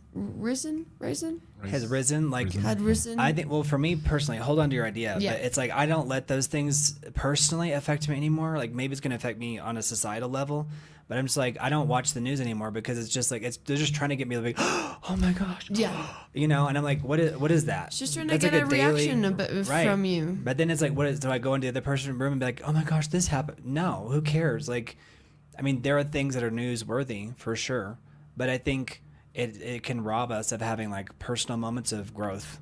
Right. Just like being in constant state of outrage or shock, Yeah. you know? Yeah, I mean, that thought that I was having is kind of like contradicting with what I have been saying, because like it's also, I do want us to actually internalize and think about what our stances are in these different situations. But it's also very it's also very hard for me to say that, because there's so many things nowadays that you can have an opinion on, which is like, when then who's going to decide, or how am I going to decide what to actually put a stance on and what not to?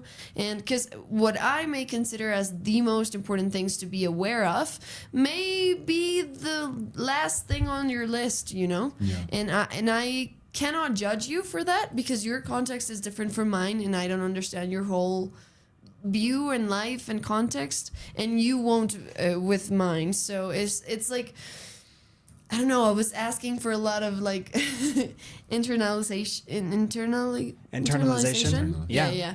I thought it wasn't a word. I was like, am I just drawing out of my brain? Like the word? Oh, Yeah. no, it's a word, internalization. Okay, great. Like, I mean, you can internalize anything. Like something can happen to you, and that's how you keep repeating it over and over again in your head.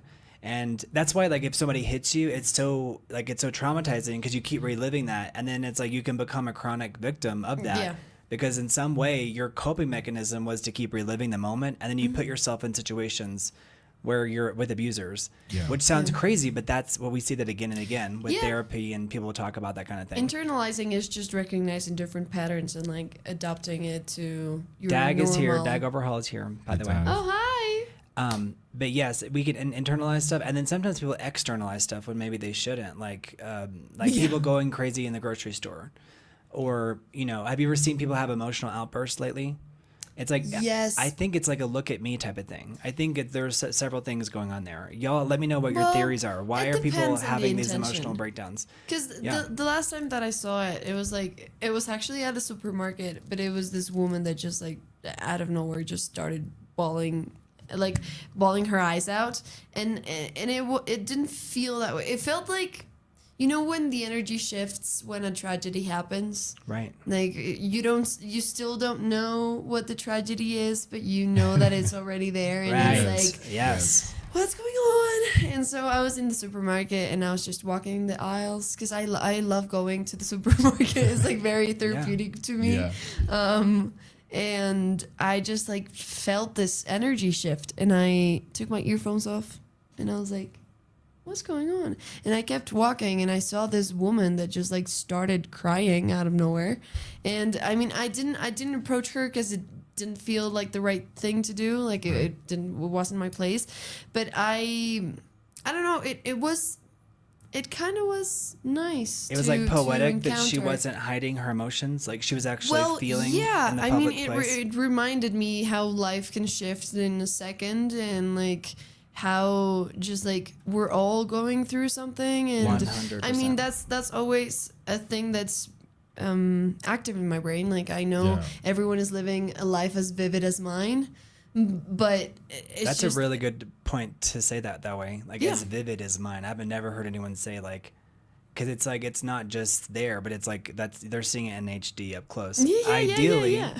unless they're Not all of them, but Well, but I think you make a good point. The woman crying in the grocery store is emblematic of her being in tune with her emotions enough to go there.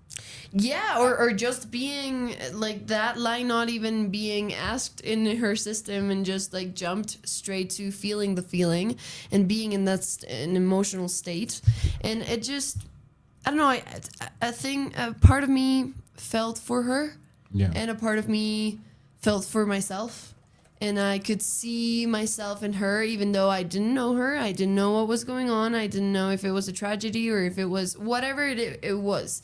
Just like it got to me, and it reminded me of that. And also like it just made me walk out with like I don't know, let's try kind of energy. I think you really are touching on a real thing here, which is like empathy, right? And the idea of like whenever you see an individual, like that's all of us. Yeah. Even when they're in like the darkest place or the highest place, we all unless we just have severe mental damage, but we have the capacity to be there based on our circumstances, all the different things.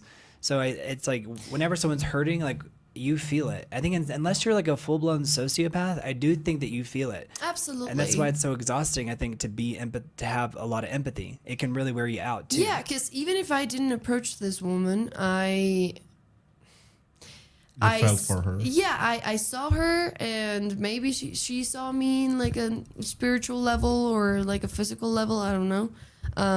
But like just recognizing and stopping and recognizing another human as a human being with a life as vivid as yours, it's enough to be like, okay, all right, I can go back and try again, whatever it is that I'm gonna try again. If I don't know, I feel there's been like with the development of social media, I think that happens less and less because.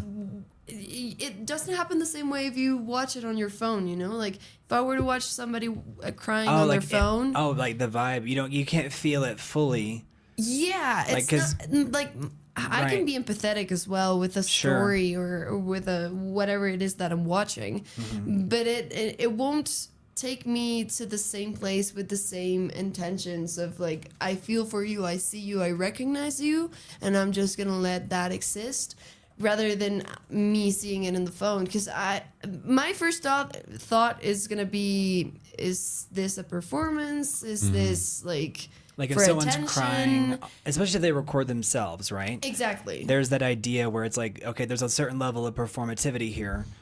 How much am I buying that? Right. You know, or like, is it? I mean, I've cried on camera. Me too. But I haven't. But I was real. But but it was it was a very difficult situation. I could be crying right now, but. It's like there's a thing called emotional regulation too, right? Yeah. Like you have to actually regulate your emotions to an extent, right, guys? Yeah. But I do think like that woman crying in the grocery store, maybe, do you think she was like hoping somebody was going to come up to her? Or do you think she just got some bad news? It felt really private. Okay. It felt like... I don't know how to describe it necessarily. It wasn't like, no, like it wasn't a big deal. It was just something that it felt like it got out of her hands and her just like her emotional state changed and it just like, yeah, I felt it felt like it just happened. Like something happened to her, something happened in her life that just created that reaction and that's why I didn't want to approach as well because like, I mean, it just.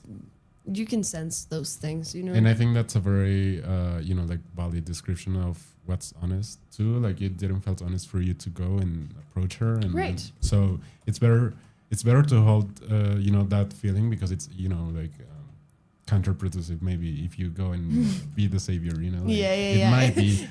It would be like me trying to make it about myself. Kind of type of thing, like. Oh, that's a really good point. So it's like if you say like, "How are you?" It's like you could be performing kindness. Well, Or I mean, if it's not coming from an honest place. Yeah, exactly. If it's not coming from me actually seeing this human with curiosity and like understanding, because I feel.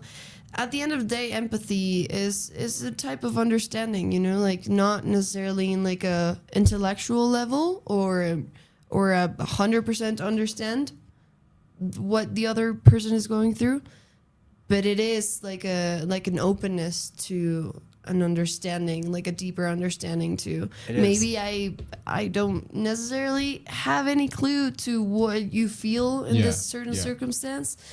But I am here. And I think that's a very clear definition of empathy. Like at the end of the day, I think, like just seeing the other is like what we need, like. And recognizing each other. Yes, because as you were saying, like that also gives you awareness of your own self. Like that's a very big thing. Like whenever that happens, I had a time when I was in college where I felt like I was like, dissociating a little bit from myself because I didn't feel like seen, like literally. Right. That's real. Like so literally. Say that again. You're having a dissociation because you weren't interacting enough with other people. Yeah, like that happened to me in college, and I was like, oh my gosh, I need to be seen. Like not because of selfish, intentions. Yeah. It was a necessity because I started to question myself if I existed. Like because I wasn't socializing. Right. Right. So, it's like, am I just a consciousness floating around? I felt that way, Yeah, like am I a ghost? Yes. Or am I actually here? It's like am I in the end of, The Sixth Sense? Exactly. Where Bruce the whole time he Great was a movie. ghost, right? Yeah. You know, so that idea, that's very real, and I think a lot of people are experiencing that on a grander scale. Yeah, because the thing with being seen online is that you're not really maybe, you know, it's not the same thing. You know, like I think, and we build communities online too, and that's beautiful. But like seeing somebody in person and you know doing these things, it's also very different. Absolutely. And there is no replacement for that yet, I think.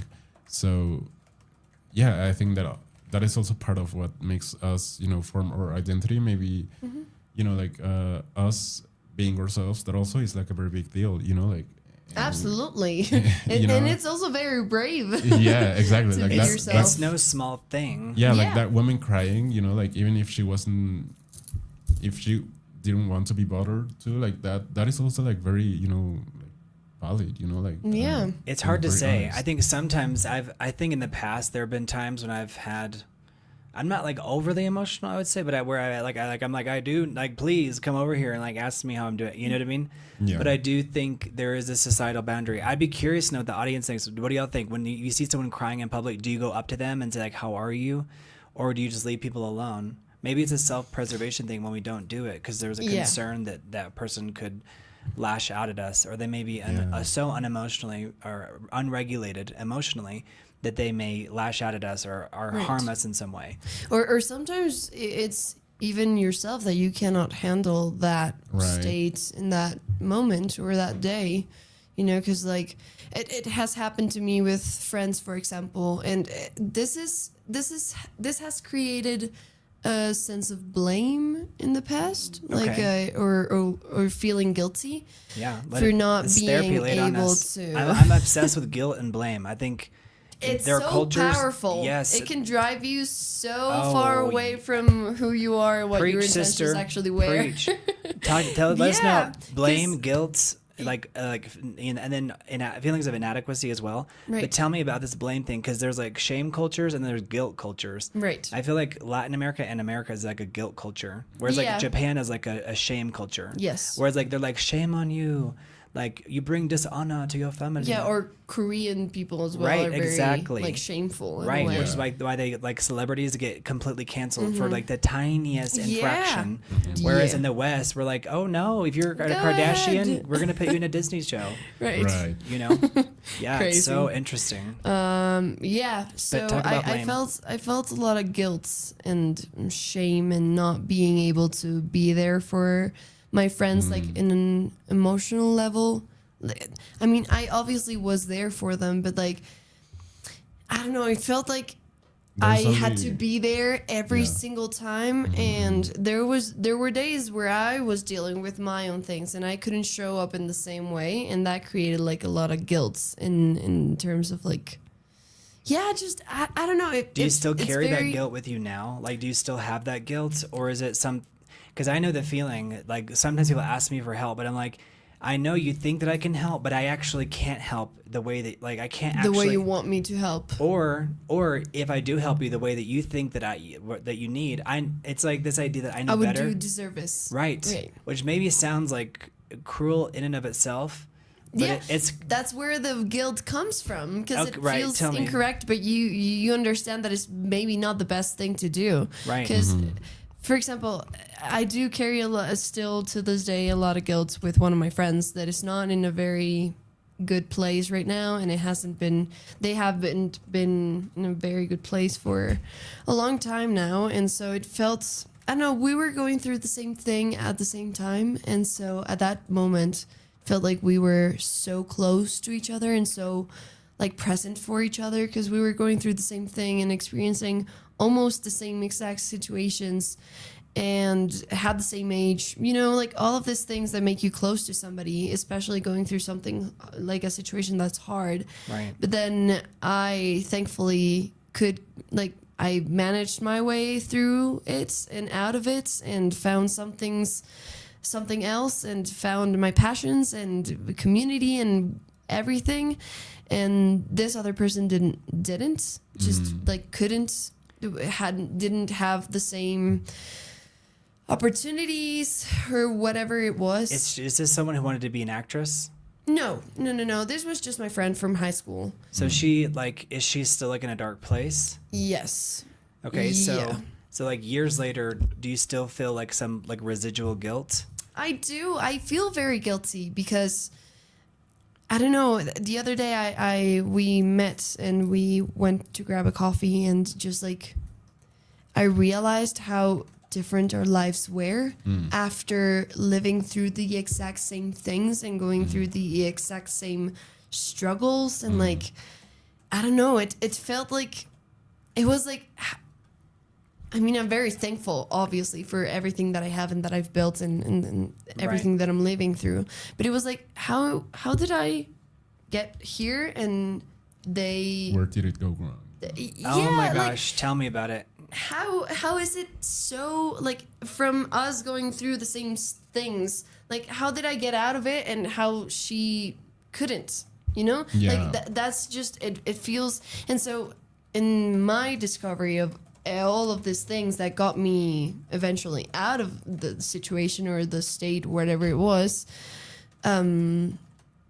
are the things that she didn't find or couldn't find, and I needed a space and like a time to get apart from all of this. So I did, and by making that space for myself, she also was kept on the other side of it. And that's why I feel so much guilt, because I know that I couldn't, and it wasn't my place, but I feel like I should have dragged her along with me. Like to improve her situation in life.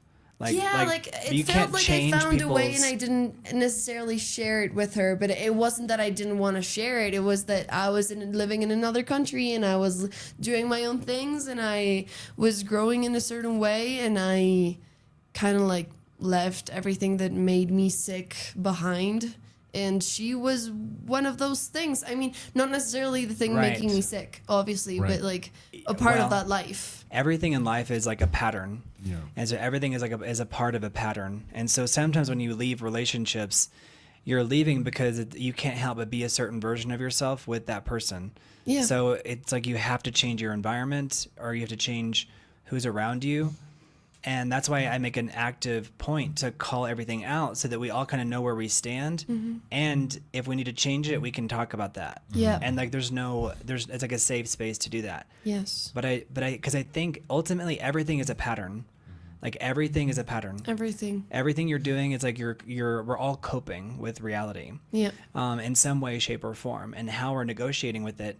In some ways it can be healthy, in other ways it's not so healthy. Yeah. And so if other people are not doing it in what we deem to be a healthy way, sometimes we don't want to be around that person because they'll rub off on us. It is contagious. That you want I to mean, affect them, but they end up affecting you. Yeah. Which is why sometimes people have to, move away from family members or not have contact with certain people because they fall into patterns, Right. and they become a version of themselves that's either unrecognizable or not a version of themselves that they want to be. Yeah. I think, yeah. Sorry. Go on. I I think it's think- more extreme for some people, but I Yeah. think that's true for everybody, Yeah. even if it's on this microscopically different. It's like maybe you're Absolutely. most you with your mom, and if that's the truth, then your mom has a really big impact on who you are. So it's like, Absolutely. right? So it's like whoever you feel the most at home with is like typically who is you're most like in some way, shape, or form, right? Does that make sense? Or you feel the safest Definitely. with them because they're coping with reality in the same way that you're coping with reality. Yeah, it's the way you learned to navigate the world, like the mechanisms or the things that you copied off from one of your figures that were gonna raise you. Or Y'all let me know if this is resonating with anybody, because I don't know if some people are Yeah. like, oh my gosh, I'm totally picking up what he's putting down, or if it's falling on deaf ears and that. Because I think what I realized is that some people, it's like, or why is this person always in a lawsuit? or like, why is this person always fighting with? And I'm like, oh my gosh, like it's literally they create that entire scenario because that's all they know. right. Right. I mean, at the end of the day, you attract what you chase. Yeah. So And what you think about, right? exactly. You were gonna say. Yeah, I think that there should come a point where we're we realize that there's only so much you can do for a person. Like there's this joke among our generation that is like, I can fix that person, you know, like I can fix them. right? Like Right. that's a joke. Yeah. But I joke about it, but It's not a joke, Mario. right. I joke about it, but I realized I've think about it lately, and I think I realized that I cannot, you know, like I can try to help you, but I cannot fix you, you know, like Right. No, you cannot. and just by recognizing that, I was like, well, you know, I'm gonna be more clever in the way I help like my close circle, because there's only so much you can do, like and it doesn't mean that you have to like be also like go to the other extreme, like not helping anybody, you know, like Right. but it's also like, but if you choose to not help somebody, that's also like very valid, you know, like, and there are reasons for that. So I think it's just a matter of recognizing how much you can do for a single person. I don't think that you can like fix their Definitely. entire lives, but yeah, definitely you surround yourself with people who are, you know, like similar to you in some way or another.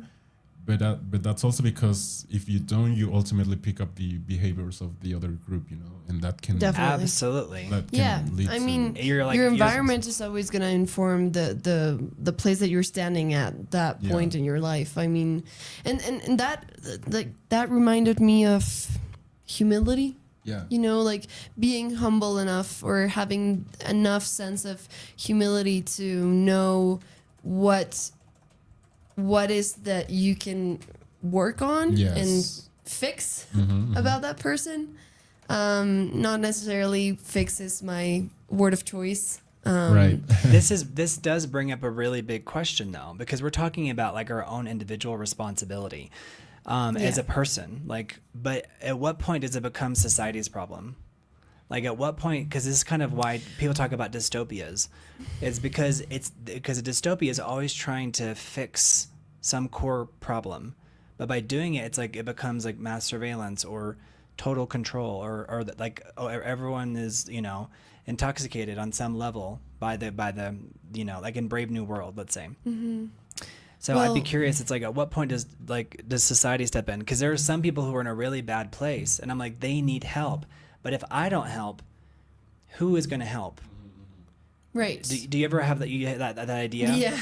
Because like Brave New World, it's interesting because people aren't controlled through pain, right? But they're controlled through pleasure, consumption, and just conditioning. So you said people aren't controlled to pain but to pleasure? Right. Like in a book, I'm gonna put it on screen. It's called Brave New World. But it's interesting because some people will make the argument that we're living in a brave new world. I usually think that whenever I see, you know, like behaviors that are not quote unquote normal, let's say, my initial thought is just like to You're not normal. yeah, I mean, Yeah. to try to tell Neither am the I. person just to seek like professional help. Like there's a point where I'm. Right. where I'm Sounds like, funny when people say that, but you're being serious. Yeah, You're like, I mean that's my first. Please. yeah, like seek. Go seek professional help. It sounds like a joke, but it's also like that's a valid thing to say to somebody. But I think it's that's turned one of the into best an things that you insult. can do to one of the best comments that you can make to somebody else. Because I mean, if you're reaching that point, it's probably true, and it's probably gonna help them a lot. Right. So, yeah, that's drawing where the line is. But you were, Yeah, I mean that's like my initial thought, and I don't usually tell them that way necessarily, but it's because sometimes you actually need like the treatment, you know, like right, the time and thing- space, and Yeah, and like the things that this other person can give you based on like actual knowledge or Right. scientific or Right. knowledge, you know, like things like that. But and in that way, I think that's like a societal responsibility in the sense that we also should provide those things. Like I know that they are not like Yes. necessarily always like available for everybody, you know, because it shouldn't also, be a privilege. Is Exactly. what you're saying. but yeah, I mean it's and it then becomes like a societal problem, you know, like not problem but thing. And for example, I think of like the youth, you know, like I do think that education should concern everybody, you know, like Absolutely. there's this idea that kids go to school but they receive the lessons from home. I mean, not the lessons, the education from home, like at Like least. conditioning, like how they act. Yeah, Because yeah. like from a moment to moment basis, like there are some people and like you can just tell like, oh, I can't be right. This person like is like a wild animal, right? Right. Yeah. And other people, it's like they're very inviting and like they're pulling you in, and But I but think- what you're saying, it's conditioning. It's like Yeah. this. It's like what's learned over time. Yeah, but I think that we should be, all involved somehow in the way we raise children too. For example, because they learn from everybody, like they are very sensitive in that way, and so I think we should like use school maybe to provide that space for them too, like to socialize and to create these, human beings that are, Absolutely. functional. Absolutely, especially with infants. Like we should be taking more care of our like childhoods. Like Our children, yeah. of the youth in general. Because I think I was watching this YouTube video on like mental health the other day, and it was I'll tell you You guys like specifically and the subscribe for title. mental health because this is kind of a place too where you can let it out. Yeah. But John Scott said something like he wouldn't tell someone if there was something wrong with them. He would tell them in a roundabout way. But I'm like, there's no That point serves no purpose. because they would literally, John. It's like people are not that people are so dense, but if someone is struggling in that way, like you have to be like cut to the chase. Be like, you need help because of X, Y, Z. They may Yeah. already know that, but sometimes going around beating around the bush can create more of a problem because you've Yeah. satisfied your own needs to be like, okay, I helped, but maybe you really didn't because it just went right over their head. Yeah, or it just confuses them into not It can knowing reinforce why something. you're saying what you're saying, or like it can be. But I like where you're coming from, John. In my perspective, it's just like it's better always to tell somebody straightforward than to tell them like 2 or 3 little things and leave them a little bit confused or like just floating. Okay, bye. Right. You're probably in a bit of. You probably have problems. Yeah. Bye. You Help, kind bye. of need help.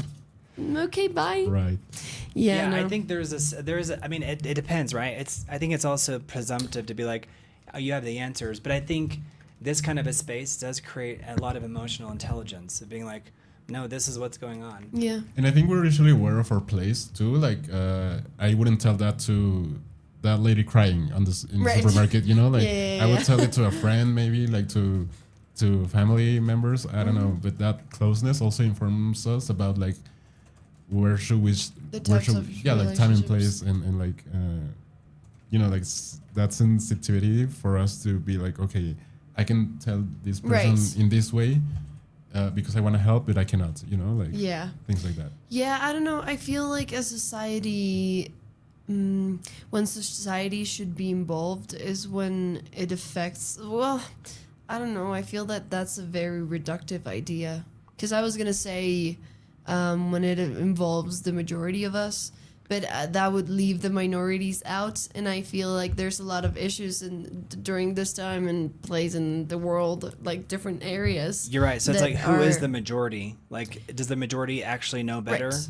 Yeah, and also minorities are supposed to be heard, and minorities do also conform a part of the whole. So even if it's a minority, they shouldn't be ignored. So I don't know. I'm still pondering on the idea of where to draw the line and on where like society would actually be involved. Because I don't know how to recognize a certain group or community in a way like to draw a line within that, and then what would the issue need to be for us like as society to intervene. I think what you were also kind of getting to this thing too, where, for example, people like everything has been reduced to like a TikTok video or 30 Yeah. seconds or a minute. So people have learned how to try to condense everything down. But I do think there are ideologies that are kind of Need to cult-like. expand. Well, Okay. maybe they're because sometimes the answers are, I think, simple, Mm-hmm. like the golden rule, like treat your neighbor the way you'd like to be treated. Yeah. Like that sounds very simple. And maybe like the only reason you'd have a caveat is like for really extreme circumstances. But I do think that we are reaching a point where everyone is like in their own bubble, where there are things that people are turning back to, like religion or, at what point do we give ourselves over to like mass consumption or advertisers? Because I think that it's kind of we all think that we're not being affected by things, but we are. Yeah. But most of the time it's actually our childhood environment, right? And so at what point do you tell your friend, do they need help? If nobody says anything, but then again, does that become pathological too if you go around telling everybody what's wrong with them? I think it can, like, because you're also like no, in a way you're also like nobody to be telling this person how they should know go on. But I think that once, because for me I think you can notice, like whenever a person is so in a bad place, or because what we're kind of getting at too is like if you tell someone that, like your friend, because ultimately isn't like the issue is like it's she has a certain behavior and it's creating an outcome, and you're saying like you could have a better life if you change this and this and this, but it's like how do you articulate that? Am I wrong, or is that kind of what you were saying? Yes, I mean that's a part of it. I mean there's a part of me that doesn't know how to communicate all of those things, but even if I were to actually communicate those, I don't feel that she has the tools or the community necessarily around her to actually make a change. That's why I haven't even like brought it up, because it feels very unjust of me to be like, hey, I'm gonna lay all these possibilities out, but knowingly that you cannot right now just feels very wrong. Because it was like, it would be as if you were having a situation and I was like, well, you should do this and this, and I have the tools, but I'm not gonna give them to you. Yeah. It's like, well, then why are you telling me to do all of those things? Like you cannot tell somebody to go seek professional mental health advice or whatever it is if you know that they can't, I don't know, afford it or actually go seek it or whatever it is. Right. Like that's or what does that look like? Like, exactly. It's like, because we all, like, you kind of get what you're, like, whenever the student is ready, the teacher appears, always, that idea. And so it's like we're all looking for, like, ways to, like, heal our lives, or some people think there's nothing wrong. And I think that's okay, too. Like, maybe there is nothing, overtly wrong in that moment. But I do think that so many things become pathological.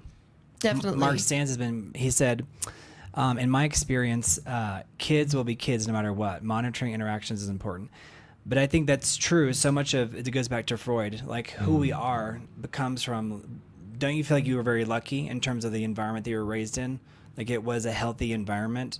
And I guess the only way for us to truly pass that on is with our own children. Yeah. But do you feel like your friend, on some level, it had to do with her childhood, like her coping mechanism, or did it have to do with like a decision that she made in adulthood? Well, I mean, studying psychology, I cannot ignore the fact that it's probably going to come from some certain like lived experience through childhood. Like that's just very inevitable in my brain, at least. And also, like, what I was talking about earlier, so I watched this new theory on the word fawning, which is just another like type of defense mechanism that you create as a kid or growing up during like your crucial development years. Right. And it's just another variation of fight, flight, freeze, and then there's fawn. And so they kind of like escalate. Fight or flight come into the same group. Then it's freeze and fawn. And fight or flight, it's like an activation of so your vagal system, it's part of like your nervous system. Mm-hmm. And it divides in the sympathetic and the parasympathetic. And the sympathetic is the one that controls like the way you work and function. So it's like your sympathetic system wants you to perform and do well and exist and do all the things that you need to do. And your parasympathetic system is the rest and heal. So it's like you need to digest and you need to rest and you need to sleep. And so your parasympathetic system is in charge of that. And so once you like reach a state of like danger, your sympathetic system activates, and so like that's when the fight or flight comes in. So you need to act upon like whatever it is that you're confronting while you're working or existing, whatever it is. Then freeze is the opposite. It goes to your parasympathetic system, and it's just like getting away from that, or like dissociating with your realities so that you can persist and to exist. And funnily, fawning is I have it on screen, like the condensed version, because it's considered the fourth F. So there's fight, flight, and freeze. But then fawning is the fourth one that's not as talked about. So it's like the fourth F in terms of like survival strategies. And so fawning is just the combination of the two. It's like a sympathetic system that is just like very altered and like very alert as well, because it creates. It makes you mimic what the threat is presenting to you, so you're more appealing to the threat.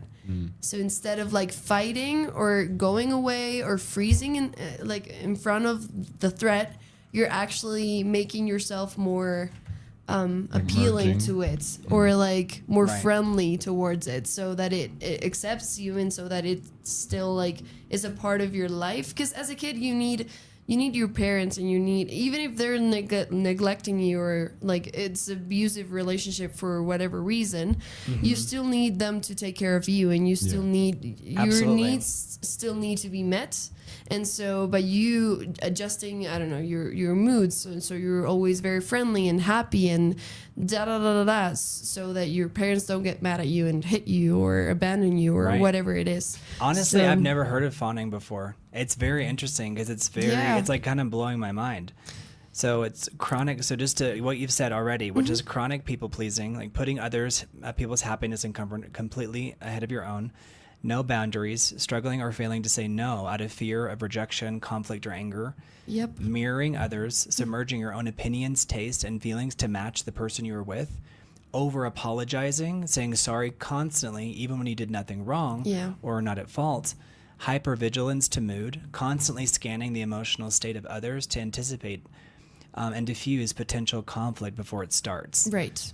And that's the reason why I brought it up. It's because I hadn't realized how much fawning I've done in my whole life, and like how that's actually probably my main defense mechanism. Like I approach a lot of situations or hard situations or relationships that way, and it's something that I learned in my own household, you know, like it's just something that I was forced to do and like worked for me as a kid. Right. And I still till this day do in a subconscious level, and now that I know about this, it's like so it's I don't know, like I recently just learned about this like 2 days ago, like a few hours ago, still studying this, and it's just made me realize how much of my personality and the way that I present myself is that as well. I think on some level, it's very scary. Yeah, I mean, on some level, this idea of fawning maybe seems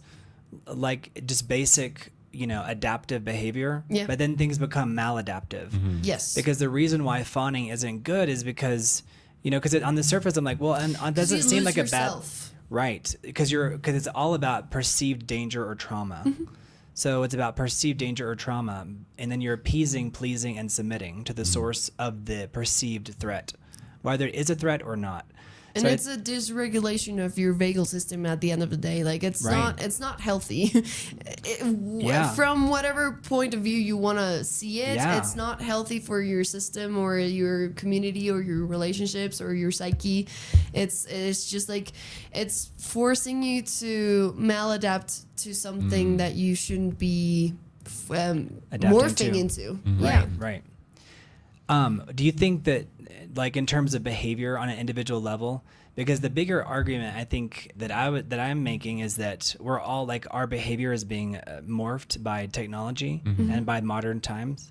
Do you feel like there are certain? I think Gen Z is very aware of this, but like the telephone, and it seems obvious, but it's also like you can know a thing and it can still be happening to you. Like it can still be affecting you. Yeah. It's like social media. You know it's changing you, but not all social media, but like let's say certain forms of social media. So at what point do you feel like you have a choice? Because some people like to think that we're living in a Black Mirror episode. Ooh, I feel like I have a choice with my silly little timer on Instagram. Like I have a 45-minute timer per day for Instagram. Oh, nice. So that I actually keep up with the things that I do want to look at, which is like just keeping up. I mean, basically just knowing what is going on and or like my messages, because at the end of the day, it is a way that I network. So it does give me enough time to do all of that, but also I make sure that I don't actually waste the time that I don't want to be using in that social media platform, because I'm gonna be honest, I always end up clicking like the 1 more minute or the 15 more minutes but it like by asking you're reinforcing like, do I actually want to spend another 15 minutes watching this or do I need to get up and go to do the things that I actually need to do? So that's just one of the few ways that I feel in charge to a certain level. No, that's a good point. So is it built inside of Instagram? No, so I have it like on the configuration of my phone, like the screen time. Oh, and got so it. I put like 4 to 5 minutes for Instagram. Interesting. So you can actually tell your phone, like, give me a warning if I'm on this app? Yeah, and for example, if I click too much of like the 1 minute or the 15 minute, it blocks it. And so it like, it doesn't let you, it's either like cancel for the full day, the timer, or just like block the app. And I don't know. I like being very aware of the amount of time that I'm using my phone, because I don't like being there. And I notice every single time that I spend more time on social media that I actually need to, a sense of anxiousness. I always feel like I'm running behind and being late. And let's talk about that, because that anxiety, do you think it's coming from it's coming from comparing yourself to others? Because some people, there's like this, so even if you don't want to, like you're by looking at other people, you're comparing yourself, being like, this is where they are, or this is where they say they are, and this is where I am. Is that happening inside of your head, do you think? I think subconsciously it is happening. I think it's very inevitable. Even if I'm not wanting to compare myself to this other person, because hey, on a conscious level, I can understand why their life looks like that and why mine doesn't, or like why, or if it's like an exaggeration, a hyperbole of how their actual life looks like. I can consciously know that, but unconsciously, you're still absorbing all of that information as a true fact, because it's coming across you. And it's affecting you, and it's giving you like a chemical reaction in your brain. So your brain is obviously like subconsciously gonna make decisions towards it. And I do feel like I end up comparing myself, especially with like, I don't know, even with my friends. And this sounds very silly, and I get it. It kind of makes me mad, because like just by watching my friends being successful and like doing great and stuff, like I can be happy for them, but once I log out of Instagram, I'm still gonna be thinking like, oh, they've done this and this and that, and like I haven't even got into those rooms or whatever it is that I'm comparing, and or like with exercise or how they're eating or how much they're traveling. It's like it's all those little things and so many things that you can compare yourself to with another person, that it just makes me, I don't know, it leaves me with a sense of like, I'm not doing enough, I'm not seeing enough, I'm not interesting enough, I don't know enough, and it's just it creates a lack of so many things that it's like, well, I mean, even if I was actually lacking all of those things, I'm not going to fix it right now. So let me take a step back. Right. So feeling that anxiety about it is not going to help you. Like feeling bad about yourself, like wanting to change like a million factors, a million conditions, like in an instant. Whereas it takes time to manifest those differences. Because I still have all of those intentions of like being the best version of myself, or like getting this or that job, or like I still have all of those things that I want to accomplish and that I'm working towards. but just watching the results or like even the whole process, it just like makes you anxious because you're like, well, but I know that you're at the 100% and I know that you went from 1% to 100, but I'm not understanding that because I watched it in like a 1-minute video and now I have the anxiety of running faster to achieve what I want. And it's like, that's not going to help me get anywhere.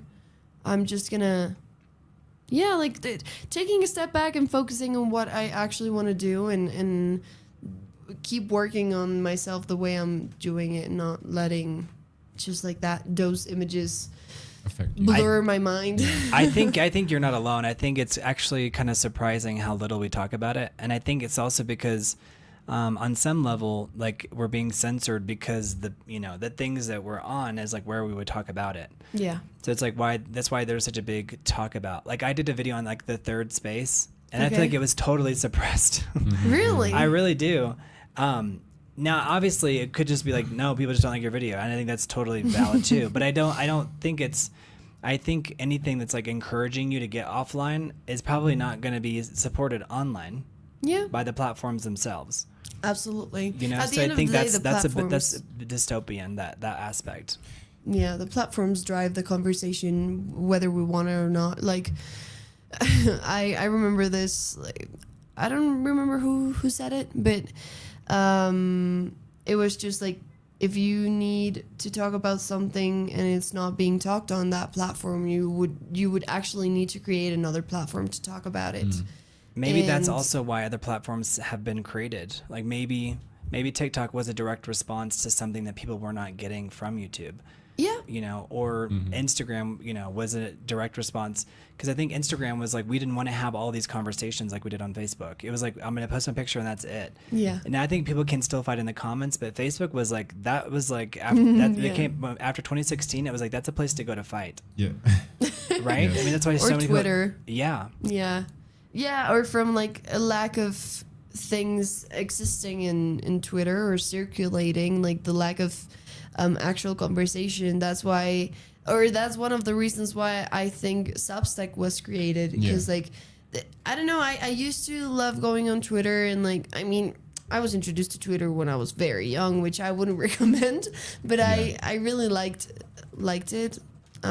Just like reading a bunch of stories or like different things or conversations that people were having from like a very big chunk of information.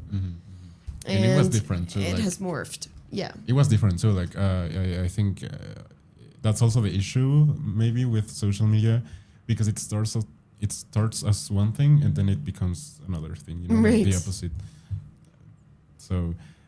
Explain that real quick, because sometimes I'm doing a technical thing. Yeah, you were saying what starts as one thing and becomes another. Social media and like social media platforms. For example, Twitter started as like a way for people to say things in a very condensed way because it was like the characters limitation and everything, and now it's expanded, a lot. So you can say whatever you want now, essentially. We almost went live simultaneously on Twitter today. Really? We almost, but it wouldn't let, I couldn't like link it up. So, but as well, in the future, we're going to go in there as well. I think it would be very interesting. I think it could hold a very we could probably good find a whole new platform. audience there, because it's like that platform. It's kind of like anything goes. I do, right? I mean, from what I've been told, I haven't been on there in a long while. Like since it like launched. Yeah. Because the first function of Twitter was really like news. Yeah. It was like people were getting news like rapidly. And so people were like, that's where you get your news. I mean, I remember that being a vivid memory. I remember where I was standing when I learned about where Twitter was. I was standing in a gym and like in Dallas, Texas. It was part of a university. And somebody was telling me about Twitter and they're like, oh yeah, that's where I get all my news updates. And I was like, oh. Yeah. But it's so interesting how something becomes, like you were saying, it morphs into something else. Yes. Because now it's a lot of everything too, like and a lot of fights maybe too, like a place to discuss a lot of things. But what you were describing, about like the feeling of what makes you feel identified with certain things, like jealousy even. I think that's very common for us too, like based on what we see on social media. I think the easiest thing to say is that we shouldn't compare ourselves and things like that. But Right. but at the same time, like it's happened to me that I've talked about it with the people that I feel that way towards, and it's happened less with friends. Right. You know, but I spoke with my best friend about it too. Like like the idea of competing with oneself and like what we're seeing through social media that makes us question our very friendship, like things like that. So I think it's also healthy to just talk about it too, like again, Absolutely. with it and being honest and like going back to the idea of being honest. But yeah, I think it helps in the way that you can, you just like take that out of your chest too. Absolutely. And just being honest with everybody, because that friend now like showcases her failures too. Like Yeah. so it's interesting. Like I also That's really cool. yeah as like well. like she goes on rants on her stories and just talks about whatever thing crosses her mind. So Right. This was someone that you thought was perfect before?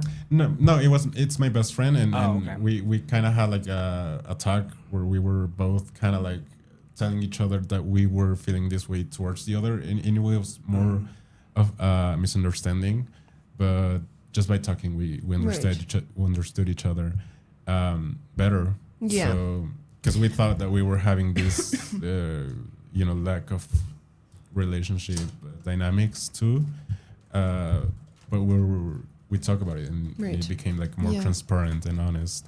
Because I wouldn't necessarily know how to stop having this feeling of comparison. Yeah. Because I've stopped consciously comparing myself. Like, that's not something. Because I used to do that. Like, I used to actually go and being like, oh, I'm not this and this and that, so I'm never going to have that this and this and that. Right. So I've stopped doing that. But I think just one of the things that would actually help would be exactly that, like having a conversation, or even the question that Brent just raised, like what type of power do we hold against or with social media? Yeah. Like that type of autonomy that we still look for and grasp and want in social media. Right. Is something that like we should be thinking about more, so that we don't necessarily like to have that conversation, to know where. We're gonna do the buzzers now, but you're Oh. right. You're right, and it's one of those things too where it's like so much of what we talk about here is about like pondering the thing, Right. and so I never want to shut you down because I'm always I'm with you. I'm like, these are things because it's like we're conscious all the time, like, and even when we're asleep, our subconscious mind is going. Yeah. Yes. And so I think this idea of like who we are and how we're dealing with like reality is such a big deal because, like whenever like your circumstances change, you get out of your house, you live in a new place, or something happens, or your parent loses a job, or whatever happens, it's going to affect you in some way, shape, or form. Yep. Pretending it doesn't is not necessarily healthy, but it doesn't mean that you're going to be traumatized by it, but it means you're going to be affected by it. Right. All right, so like, you guys make sure your buzzers are turned on. Okay, great. Yeah. Okay, this is for people that are just scrolling in, so because people like the rapid fire. Okay, all right, so because in my mind, I think we may be living in a dystopia, but would you rather never use social media again, or let everyone see your entire search history? Your entire what? Sorry. Your entire search history. Oh. I would never use social media again. And hey, not because my search history would be like something very crazy. Right. It's just like I would take the chance. I think, yeah. If that gave me like I an don't mind outing of both. being I like, don't mind both. I'd be like, you can take away my social media and see my history. right. I think if they saw my history, I would, it would just. I'm like, I was doing research. I promise. It was research. They would just find the dumbest things, like Yeah, how to put like I don't know, something on the wall, like. Yeah, I think I wouldn't mind for people to see my search history. I think I would pick that option. And I sometimes go in like incognito mode to search up those silly questions. Just being embarrassed with your own phone. Yeah. That happens to me as well. Yeah. It's like, this is too dumb to actually search it on the Yes, natural I like web. that, I like Which that. I think, like, I mean. Explain how that last much- part again. It's too dumb to search. It's too dumb to search in like I called it the natural web, but I just like the normal one. Like pre-AI? The not No, no like, the not like for it to private. appear on Yeah, on not your history. not the private. Can't you like version. hover? Can't you like hold your finger on it and like delete it from your history? I mean, obviously nothing gets deleted. I mean, yes, but it's still like It takes part of the time. algorithm. No. Yes. Like it still informs what you're like the commercials or like the advertisements that you're gonna run through, or like it is gonna like change what is brought up first in a way. And in the private browsing, then that's not gonna happen. Like it's not gonna. If I were to search like I don't know a housing company on the private browser, I would hope it wouldn't fill me with like advertisements on any other like platforms Right. per se. So yeah, I mean, I've googled a lot of dumb stuff. I think everybody has, which is why it's a relatable question. Yeah. All right. Right. Next thing is, all right. Here's a buzzer question: the AI chooses your spouse or AI chooses your career. It has to choose one of them. Think about I this just future. took off myself. Yeah. Probably my career, just because I think it will be based on like my profile, and I would rather to have the human interaction in getting to know somebody. Career what? Or spouse. Like AI has to choose your spouse Definitely or not your the career. spouse. No, career. I think with a career would option, you guess. can open a lot of opportunities. Yeah. It would be very shitty if they like if the AI just chose something that does not align whatsoever with who I am. I would right. end up hating it. But I mean, you can find a way out of it or through it. There's a lot of and a dystopian. spouse is just Yeah. you're stuck. Yeah. I mean, yeah. There's some television shows that talk about that. All right, so That's crazy. All right, but here's a buzzer question: would you live in 1985 permanently, or live in 2045 with an AI assistant controlling everything? So 2045. So imagine like where we are now with AI; it's already like in everything. So imagine what it's going to look like in 2045. I really want to go to 85. Take me to 2045 for me. Okay, goodbye. No, I think it's a fair. Right. I think it's a fair thing. It's like, Yeah. there's this idea of like fighting the future. I mean, yeah, just because like Is- controlling everything just feels very dystopian and like very reductive to me. Like that's just like that. I feels love your very face. You were like, Yeah, I'm like, please don't hurt me. yeah, no, it's real. Like I don't have anything necessarily against you. Dag says, define control everything. Yeah, I mean, that's a Exactly. good point. Like, what is everything? I'd rather not have like the amount of access to the amount of information that is available now. Like it being it's overwhelming harder. already. Right, For exactly. kids, too. Rather than having like an overload of it and like being controlled by it just seems very extreme. Like I rather not be as advanced and have fun. Like, you know, the 80s seem like they were a very fashion nice way. age. All right, so would you rather lose your phone or lose your car? Oh my gosh. Like, you have to get rid of your car or your phone. Oh, in that way, Like, you lose your My phone or you phone. lose your car. I would lose my phone. my car. Yeah. I love my car. Her name is Carla. Oh, I love it. I love That's it. Your really car nice. has a name. Oh, absolutely. Talking All right, about so parasocial relationship. did y'all both say you would lose Right, you would lose yeah. your phone? No, I would lose my car. Yeah. I would lose my car just because I prefer walking, but Yeah. after a while, driving gets old, at least to me. But I get it. There's a lot of freedom in driving. Yeah, for me, just my car has always been a symbol of like me being able to do things by myself and like do the things that I need to do and get the things that I need to get and whatever it is. Because I also used to live in a very non-walkable city. Like everything has to be done by car, which Was is that very Querétaro? yeah. Querétaro. It's just like a very big city and it's not walkable at all. Like the distances are very huge and the city is not built for you to walk. So Yeah, it's like LA. You can't walk anywhere. I mean, you can walk within your neighborhood, but Right. beyond that, you've got to drive. yeah. All right, buzzer question. Everybody likes you, but nobody knows the real you. Or 10 people know you completely. Oh, Completely? Like 10 people know everything about you. No, or everybody, but it is. I don't know if they like you or not. That's not part of the question, I guess. But I would imagine that those 10 people who know you probably like you. I would choose fame and not being known. Oh, really? Yeah. Just being liked, but not being known. Yeah. But you cannot be known by anybody. Everybody likes you, but nobody knows the real you. I feel like that might be isolating. Yeah. Like to have. I Definitely. feel like maybe that's happened with some celebrities recently who we've lost. I think that's the Because price you pay as right. a celebrity. Like the price that you pay is that no one, and maybe in some ways, no one can truly know you. Yeah. But this other idea is like 10 people know you completely. Like they know everything about you. I mean, I would argue that there are probably 10 people in some ways who know everything about me already. But maybe unless you're in someone's brain, you can't really come to a conclusion about Right. that. Right. Yeah. Mark I Stan don't says he'd be know. anonymous. I don't. By the way, know. today's stream is sponsored by Mark Stan. So thank you, Mark Thank Stan. you, Mark. Yeah, Sans. thank you, Mark.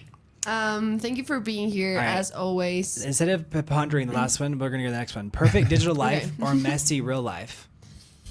Oh my god. Messy real life or what? It's on screen. Perfect digital life or messy real life? I think messy real life just because life is already messy. I feel like it's a trick question because I feel like what you could have a perfect digital life and a messy real life. Yeah. So I would say, I think it's tricky. And But I don't really care for the perfect digital life. Like I don't like- that doesn't yeah. really serve me as much as would like a messy real life. All right, here's the next one. Y'all be honest. Whoa. Being messy is like, it sounds like fun if it's like manageable. Yeah. But sometimes it gets so messy. You're like, it's like, okay, this is hoarder. Yeah, Right? It's like, what, is it messy or is this just That's hoarding? the way I've been Right. feeling the last 3 weeks. I'm like, That's fine. girl, what are you doing? Or just like no more stuff type of Yeah, thing. I'm like, just first get this together and then you can handle It's funny more. when they That's run funny. ads because sometimes I'm like, they need to run ads. They're like, we'll take it away. Yeah. You know what I mean? Just like, we don't need any more stuff. Yeah. All right, would you have 10 million followers or 5 genuinely close friends? 5 close Five friends. Yes. Close friends. We agree on this. Absolutely. I'll take my friends any day, anytime. Yeah, because I think also when you have that many And followers, you can buy the followers. right, and it can diffuse the responsibility of like them Yeah. like with Britney Spears, like whenever she was going through stuff, it was like her fans did come together, but I Right. feel like that's a unique fandom too. Yeah. Yeah. Like and where people come unique- together for a in unique that way. story as well. Yes. Absolutely. Yeah. Okay. All right. Very good. All right. Close so friends, says Mark. Yay. mhm. I love that they're all participating as well. Yeah, please do so, guys. Let us know what you think. Yeah. All right. So, do you guys think, in terms of community, do you think that they've taken community from us, like the internet, like in an indirect manner? Because Yeah. we kind of like lost our third spaces. I think in Mexico City there are a lot of third spaces in the highly touristic areas, but not Yeah. necessarily in every city. In these famous cities, I think even Querétaro has some nice spaces. But like, let's say like just your average town, we've lost the third space. So, do you feel like we've lost community? I think so, and or the community as we think it has shifted to, because there are definitely like online communities, and that's a form of community. But I do think that the traditional definition of community has definitely shifted into Right. something less formed. Definitely. Because I think that we don't know necessarily how to behave even in front of people, because manners, politeness, and everything has also shifted. Like individuation has also played a part Yeah. in telling us that we shouldn't be bothered. And I think that being bothered is part of society too, like community and like living with many people. No, I think it has definitely like communities or the sense of community has definitely disappeared ever since the big flu. I feel like it has just like dispersed into us, like it morphed it definitely, and then once we came out of it and started readapting with the amount of like technological advancements that we had and with social media and everything, I feel like the sense of community was dismantled in the way that we knew. Like it feels once it exists, it feels like kind of like non-tangible, Right.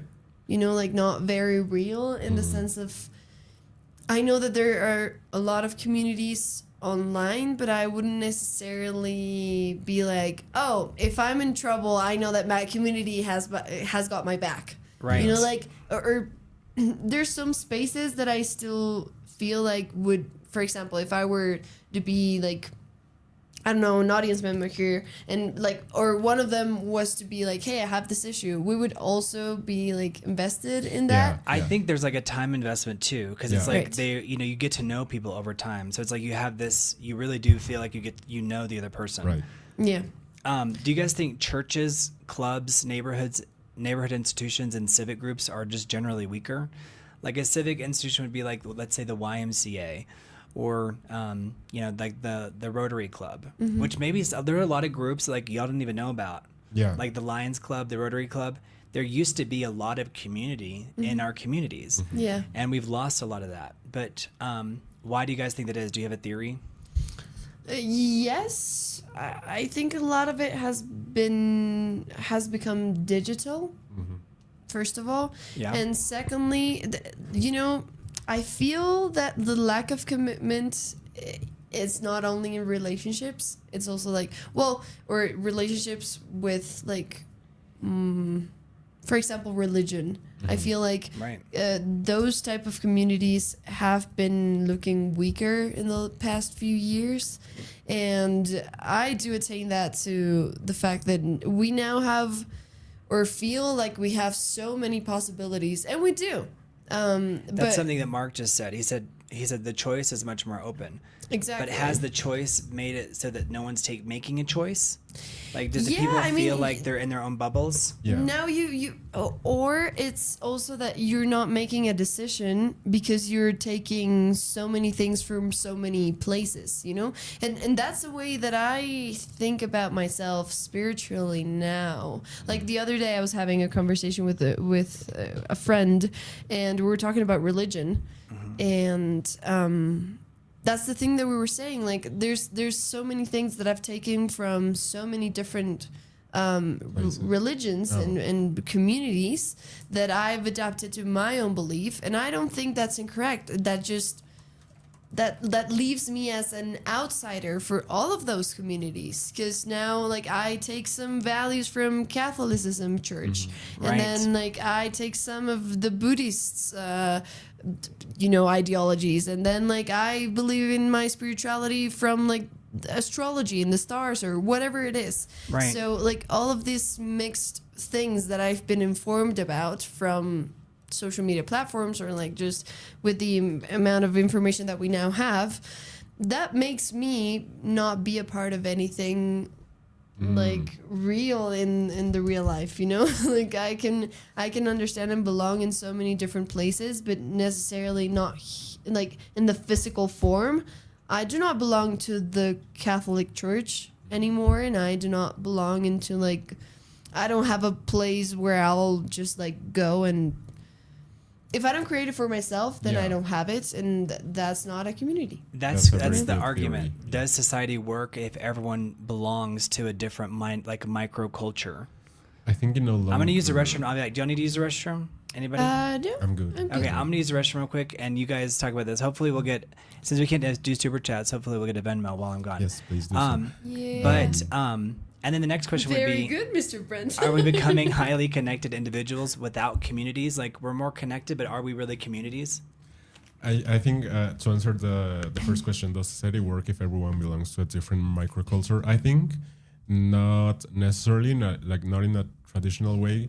And going back to the idea of traditional community, I would say that as you were saying, like by picking a lot of influence from a lot of places, you kind of get isolated too. Like Right. you and that's not because Because who do I talk to? Yes. To whom do I talk about this? Yes, that's not because you're wanting that. It's because there's this idea that communities are homogeneous. Right. So, and they are in some ways, but I think microcultures are also hurting in a way because they are also telling you that you should individuate yourself so much that you no longer function Belong or or- function without these labels.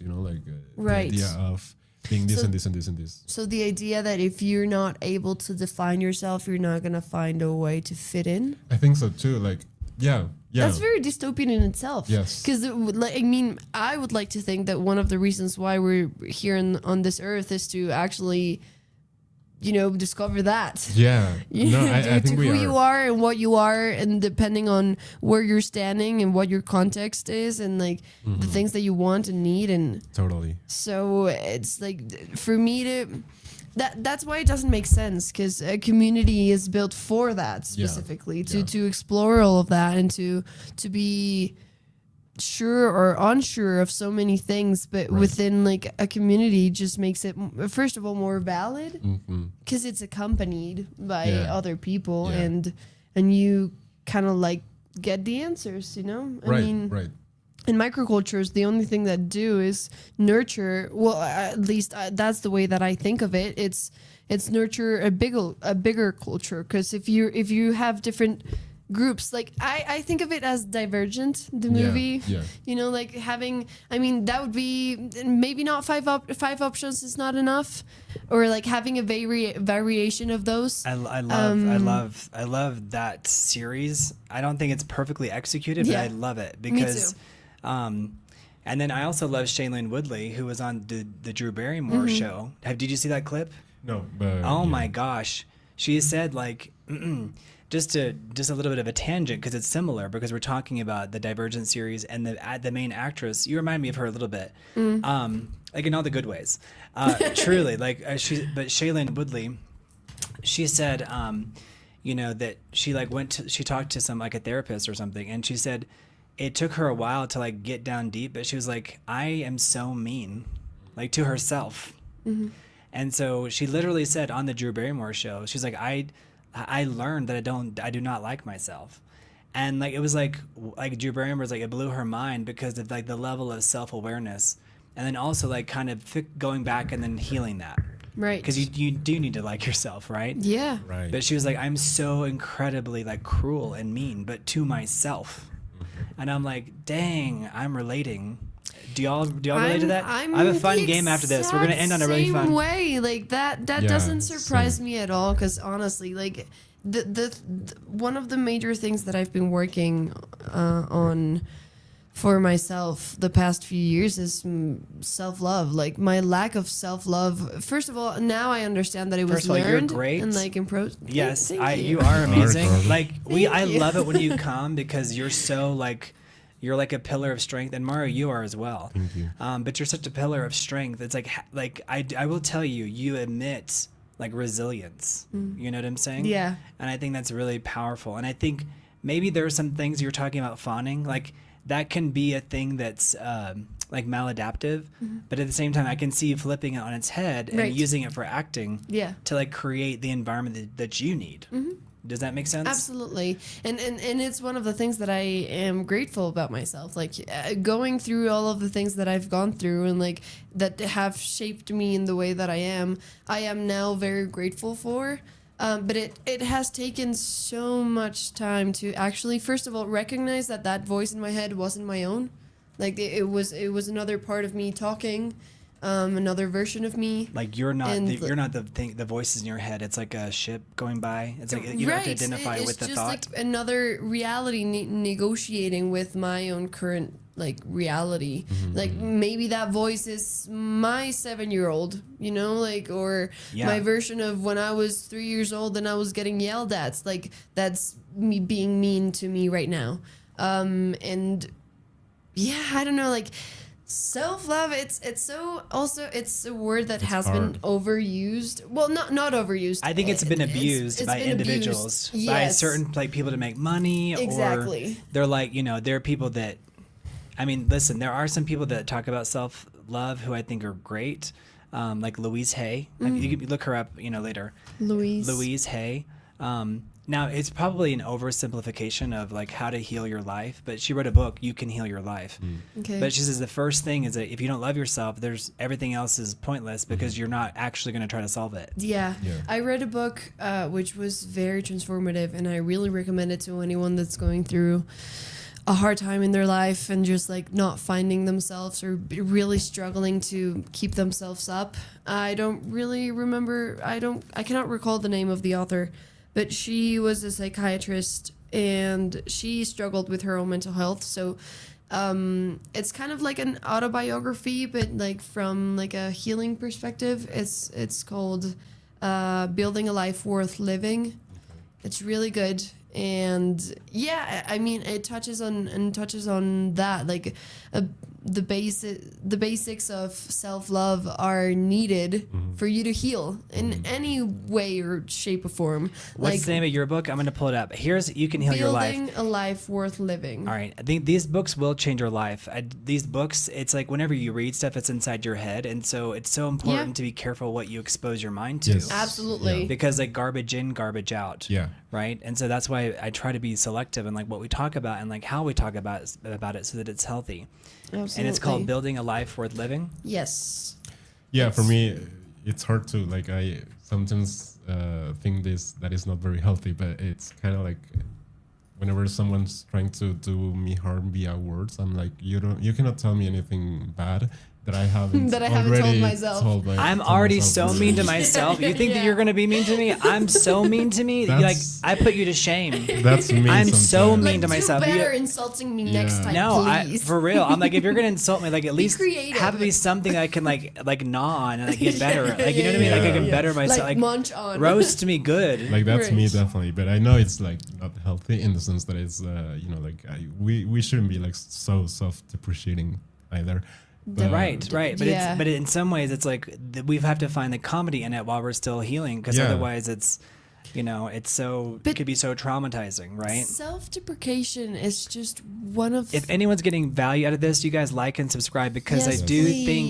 think we need more spaces like this. Please, Not everyone can please. afford, therapy, or to That's the one for Marsha. yeah, but it's a real thing. It's talking about these things and providing a space for it, I think is just it's like on my soul Yeah. to do it, because I know that if I need it, other people need it. Yeah, absolutely. know? I need this.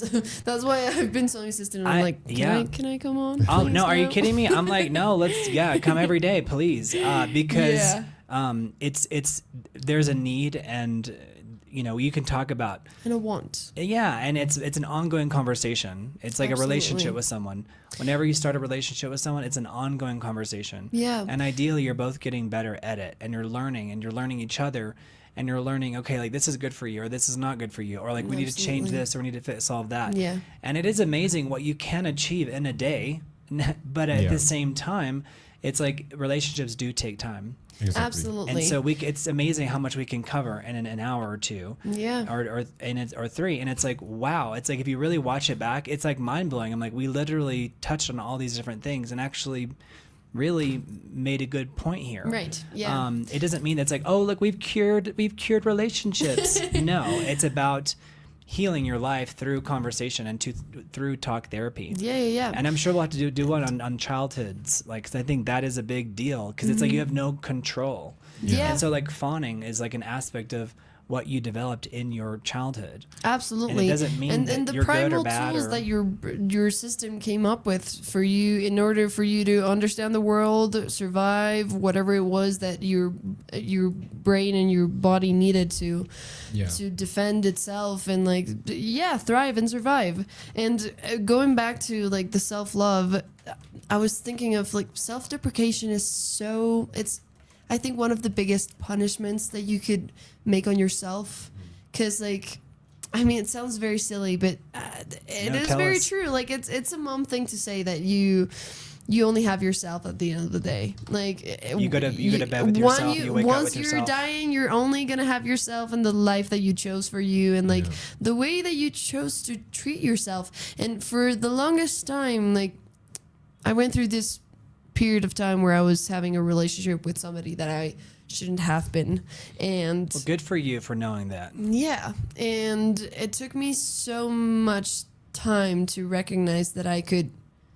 deserved to be treated better. Yeah. Or It's hard to in a hear good that way. from other people too, because if some other people tell you that, it's like, yeah, it's like you deserve better, because it's almost like a trope in movies. Just say like you deserve better. It's like Yeah. no, but you do. Yeah. Like Yeah. we all deserve to be treated properly. Yeah, But tell me and- about that relationship. And it just it took me so much time also to realize that those things that I was telling myself weren't coming from me. Like those were things that were told towards me and that I eventually believed and like acted upon because it was being reinforced. And if I didn't act upon it, then I was going to be in a disagreement with this other person. And so going back and deconstructing all of those comments that you now like that became a part of you but were external and that you don't necessarily actually think that about yourself, right? It's so hard and so moving because you also form an identity based on that, you know, like I formed an identity in high school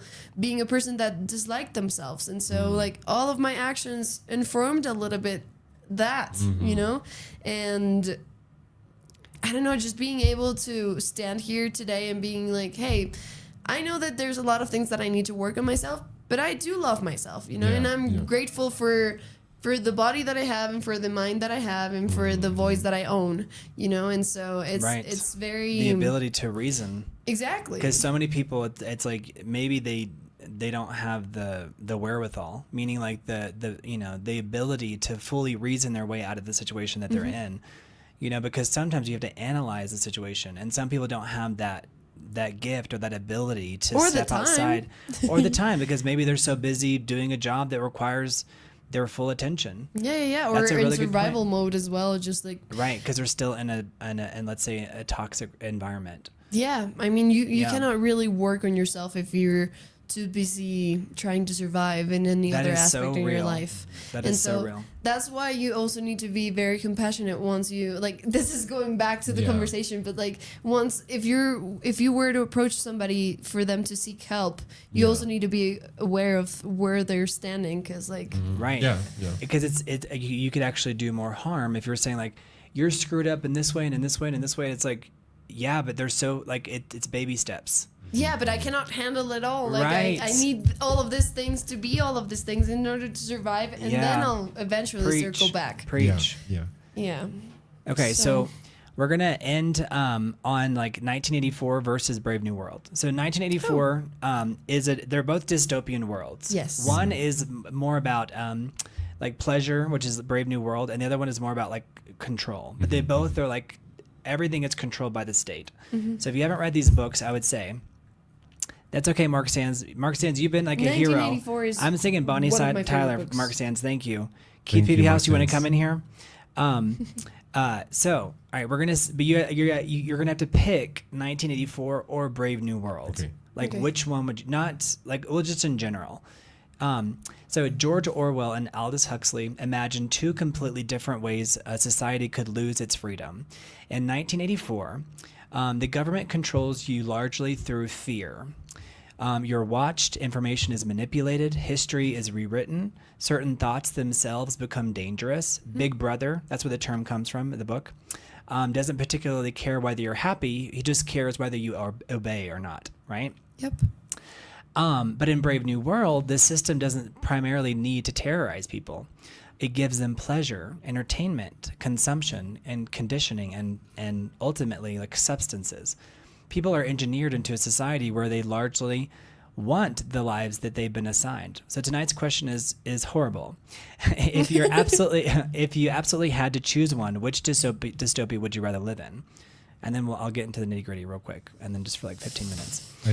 But which dystopia would you rather live in? The one that's completely controlled by? They're both controlled, but one is through fear, and the other one is through like you're so high theoretically that you can't really make a good judgment because you're so dopamine and serotonin, whatever it is, up. Right. You're in a state of almost delirium. Yeah. I think I would pick Brave New World. I think we have a little bit of both in today's society, and we see like some traces of both in the way we behave nowadays. But I think I wouldn't like to have the pain of like having to see all this control. I would much rather like being a little bit zoned out in order for me to also like be, you know, like not Enjoy so yourself. conscious about it. Right. Uh, For me, I think my answer is also biased because like 1984 is a book that I've reread like 2 or 3 times, and I really like it. I think it has a lot of like philosophy ideas and statements hidden in there, which I love. And yeah, I mean, it's this question of being ignorant, you know, like I would rather be in 1984 and suffering, but like having the freedom enough. Well, they didn't really have enough freedom to question it, but I don't know. I like to think of myself as I like confrontation with my own thoughts, like with my own beliefs. Like I really want to, like I really enjoy putting to the test how strong my belief is in that thing. Right. Like circling myself, being like, okay, but why? Like if Okay, this. so I'm gonna give you a real quick bullet point of both. Yeah. And that way you can make sure these are your final answers on like 1984 versus Brave New World. So 1984, constant surveillance, Big Brother, thought crime. You can get in trouble for thought crimes, propaganda, history is rewritten. There's the newspeak. Everything is reduced down to like these little news sound bites. And there's fear and punishment. Like you are punished by society for thinking wrong. And individual loyalty ultimately belongs to the party. So there's like no loyalty. So you're not allowed to have any type of loyalty, even to your partner. And then Brave New World, humans are engineered before birth. Social caste are predetermined, kind of like the movie Gattaca. If you haven't checked that movie out, check it out, Gattaca. Social caste are predetermined, psychological conditioning. There's endless consumption. There's no end to it. They give soma, which is the substance that eliminates any unpleasant feelings at all. Like you're always like, if you ever feel bad, they give you soma. So you're like, oh, I'm better. And there's entertainment and distraction. Traditional families are eliminated. It is very much as our world. Right. today. That's why it's like, you know, Mario made a good point. He was like, well, there are elements of 1984 and there are elements of Brave New World in our society today. Yeah. I would say in 1984, primarily like propaganda and constant surveillance. Yeah. But in Brave New World, it's there's like casual intimacy. It's normalized and encouraged. So like there's no like you're not allowed to have a partner. Let's say. And stability is valued over individuality, like stability for the society. Right. And there's a deep emotional attachment to. There is no deep emotional attachment, I should say. So it's like nothing is deep. Everything is like surface level. So it's kind of like those people that are in their 20s and they're constantly just going to clubs or in their late teens. It's like never getting out of that phase. You know, it's like Right. never growing, never having maturity. But the only problem is that like in 1984, like you're punished. Yeah. Like you're more punished. So And I think it's hard. Like it for could me, feel I like get. more- I want to say 1984 too, but it's. I mean, but the punishment thing. I mean, that's got to be psychologically traumatizing. Definitely, and it feels like initially with the punishment, it feels more restrictive as well. I just don't like the idea of not being able to have my feelings and have my profound thoughts that I normally have as the person that I am. You know, Yeah, like, it's like pick one. They're both horrible. Right. exactly. But one makes you miserable. Like 1984, you are miserable. Yeah. But in the other one, it's like they make you so theoretically happy that it's like rebelling wouldn't make sense. But I get it. Like the second one feels more like dystopian, but it almost feels like we're living in the second one. Like Yeah. I To an really extent. really want to choose the second one, like the Brave New World. But something in me is like wants to like fight back, and it feels like it's more possible to do something, even if it gets you killed or punished in like Right. 1984. But something that you're not like rebelling. And the other one, you don't even have the option to think about that because you're dosed. You know, I mean, dosed and confused, dazed and confused. All right, so y'all tell me which one. Mark Sands says the first one. Mark Sands says 1984. Thank you, Mark Sands. He's like 1984. Yeah, I think I get Let's it. go all together, Mark. Because it feels like maybe there's still like the illusion of choice, just because the fact that there is punishment. It feels like maybe that it implies Right. that there is a choice. Yeah. I still would go with Brave New World. I think in a way. Oh, you said Brave New World? I didn't hear that. Yeah. Okay, got I it. said Brave New World. Yeah. I think I would still go with it. Maybe just- like on a true level, I would go with Brave New World, right? Like if like how I, because it's like the idea of being in constant pain. I feel like I've lived there Right. like, for a long time. Just being high all the time. Well, I mean, yeah, I mean, not to say that I would prefer that, but I would prefer over like constant punishment and the yeah. thought police of 1984. Reading 1984, I would hate to to be there. It feels like very claustrophobic and like very, just, I don't know, nerve-inducing, nerve-wracking. Like, Yeah. it wouldn't be nice. It wouldn't. But Yeah, I mean, punishment. I think we don't realize how much of that we've eliminated from society today. Like, I think the biggest punishment. like we don't really experience like a direct punishment as much as like the lack of something. Like do you see what I'm saying? Like I feel like in the past we were punished a lot more as a society, and society used to punish each other, but now it's like the biggest punishment is just like ignoring you, right? Yeah, a lack of attention, or a lack of freedom, or a lack of visibility, or a lack of privilege. Right. So it's like in the past, it's like we didn't cancel people like before. Like, we would decapitate them. well, that too, right? That too, or they would be like, like Scarlet Letter. Have you heard of this? The idea of like someone who like has, intercourse. The what, sorry? It's called the Scarlet Letter. Oh. You guys let me know in the chat if you've heard of the Scarlet Letter. The wild Scarlet? Yes, it's the Scarlet Letter. I haven't heard of it. Because Okay. I thought it was Scar Letter. Scarlet, the Scarlet Letter. It's by Nathaniel Hawthorne. Let me tell you about it. Yes, please. Because And I you guys- had no idea. This was required reading in school back in the day. Oh, really?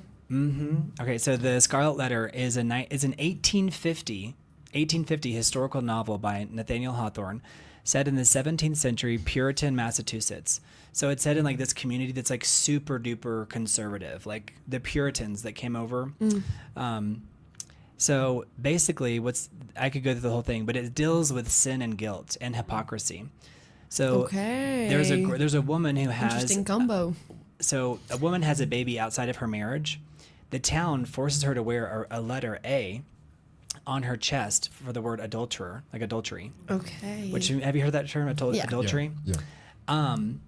And then Hester refuses to name the father of the baby. And a local minister is like the person.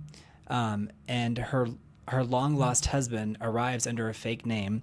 And the whole thing is like, it's so twisted, but it's basically the kind of the size. It's basically tackling how hypocritical we are as a society. Okay. But it's a really great book because it shows how like you do one wrong thing and it's like you wear a badge forever, literally. Yes. So she has to wear the Scarlet Letter. So I'll put the image on screen. Yeah, punishment used to be a very present thing in our society, because also I feel like fear was also very like driven, and like Yeah. how masses were managed in terms of like, that's why I mean it was also a symptom directly from the wars that like Yeah. societies were having in countries, fighting, and like it was, I mean at that point I understand why it would feel necessary. I mean, I'm not in any way justifying or Right, like being like, yeah, that was great, let's No. keep doing. I mean, No. it's just it feels like understanding. I don't know. I can understand why it got to that point. Yeah. And yeah, I mean, for example, jail it's one of the punishments that society still has, but I don't necessarily think as effective. I think there a lot are of people other learn ways to be better criminals in jail. Yeah. But go on. Is that what you're gonna? Yeah. It's. I don't. I think jail is a good thing. You know, I think we need it. It's an institution. It sounds funny to say it though. It's like I think jail is a good thing. I mean, it's an institution that we do need. It just need. I feel that it needs to be reformed and reestablished into a different form. Because Like I a think work camp, or like did just they? labeling us Well, something because different. some cultures, they have revised prisons, but they've made them into like places of indoctrination. Right. Like the way you can be reintroduced to society is by like reorienting you. Yeah. So at what point does that become like brainwashing?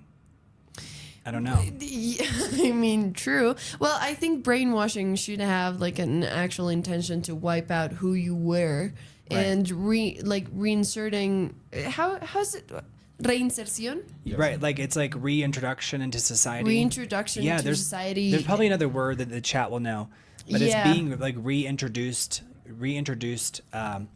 to society, Which is which like is one a of real the, thing. or should be one of the main points of jail, like being incarcerated, is to do that. But I don't think jails and societies necessarily work that way, or at least not in this country, or in the majority of them. I feel like just like taking away somebody's freedom should be, first of all, deserved. I mean, nobody's gonna take your freedom just because they want to. Well, I mean, they do. Oh, I mean, it can Like, happen. but- right? You're saying like a Absolutely. moral. I think, but that's the thing, right? Is that we're talking about like it sounds unthinkable, but I'm saying that it does happen around the world all the time. Yeah. It's just like those people, like their access to information, knowing their human rights, right? This idea of, I think we take it for granted how incredibly free we are. Yeah. Definitely. And that's why the Brave New World thing feels, it's like, what's a better way to control and destroy individuality? Is it through comfort or control? That's basically the idea of 1984. It's through control, Yeah. but through Brave New World, the threat to individuality is this endless comfort. I agree with John Scott. I think comfort can be a Right. double-edged sword. Like on the surface, it appears as maybe harmful, let's say, but once you are like so out of your mind that you cannot be conscious about it, it's like a way for you to be ultimately controlled. Absolutely. So Because at the end of the day, the only thing that you can actually control is yourself. I mean, the way you think and the way you act upon those thoughts. And so if you're taking away from that possibility of not having your own, then basically your freedom doesn't exist, because whatever it is that you're acting upon or like dictating in your own life will be reinforced or reinformed by somebody else, like an external force. And That's a great word that people don't use, reinformed. Right. Like basically like the way you're educated on a topic and like how you interpret the information. Good word. Yeah. Yeah. So, I mean, control works up until certain point. That's the way that I think of it. Like it gets to the point where the individual you will either submit completely or rebel against that control or that sense of control. And if it was like on the Brave New World, you would probably never ever seek that to get away from that control, because at the end of the day it's still control, just in another form. Like it's presented in another way to the individual. It's controlling by Yeah. giving pleasure. And the way they control like reproduction in Brave New World is so creepy. Like it's like, but it wouldn't surprise me if this is the future, because so many. Remember the first day you came, we talked about this. Yeah. And the reason why is because it's like an unavoidable topic, because it's like, we're losing all of our heroes. There's a song by Leon's called "All My Heroes Are Dead," but it's starting to become, we're losing our heroes. And so whenever we don't have this like sense of leadership in society, like even though Dolly Parton is a singer, like she was a legitimate leader in society. Like she was one of the first people to openly accept LGBT people. Yeah. And so it's very scary for us to lose these pillars of society. Right. So it feels like we're kind of going into one dystopian or another. But if people don't want to have babies, there's a concept of like, well, the government's going to come in and they're going to create the babies for us, which doesn't sound all that far-fetched to me. Have you watched A Handmaid's Tale? Absolutely. Yeah. Yeah. But Yeah. I mean, I feel like that's even like a simple. I feel like it wouldn't surprise me if we have these test tube babies. Right? All right, so I'm gonna say something that's happening in society, and y'all tell me if it's more Orwell or Huxley. We're gonna end in like 3 minutes. All right, Moral or what? Orwell, like George Orwell. So you can say 1984, which Yeah. is George Orwell, or Aldous Huxley, which is Brave New World. Okay. All right, cameras follow you everywhere you go. Orwell. Orwell, Orwellian. 1984. Definitely, yeah, it's more Orwell. All right, an endless stream of entertainment keeping you distracted. Brave New World. Huxley. Yes. Authorities rewriting yesterday's story. Orwell. Yes, use the buzzer. Use the buzzer. And you Orwell. guys get your final Venmos in. You guys, it helps us a ton. It really Right. does. It helps us pay for the production. Keep it going. I'm gonna put a little Yay. thing. You guys, if you're watching Gizmo, if you're watching on your TV, you can take a screen. There's Venmo. Okay. All right. So John Scott, I love how John Scott. Think if he's always like down. He's like, I'm in it. Yeah. All right. So the idea of rewriting yesterday's story is scary because we're already there because there's like no more print media. Yeah. AI is doing it for us already. Right. They could just rewrite stuff. I see stuff and I'm like, I didn't do that. Yeah, for real. All right. So taking something whenever you're uncomfortable so that you don't have to experience unpleasant emotions. Brave New World. She's like, I knew where that's going. Today's world. Yeah. Have you ever sweated? Present day. Right. I was sweating because I was working out in my room before she got here, and I had to get a cloth because if you don't wipe your face off, you get your face turns red. You know what I'm talking about? You get Yeah. acne. Anyway, so I was like, I'm over here. So if y'all think I'm like sweating for another reason, it's really because I was just like working out He's in my room. stressed. He's just stressed by having us You guys, here. I need to know- being like, We need more Venmos. It's so funny because it's like please just Venmo me. it's like Oh how my dystopian does he like? How do you need to be, Brent? Right. No, it does look funny though, because when I say myself, it looks like I'm like, I'm like in a war-torn zone. All right, so yeah, your behavior is constantly being monitored. Orwell. Yeah, definitely God more damn it. Orwellian. Yeah.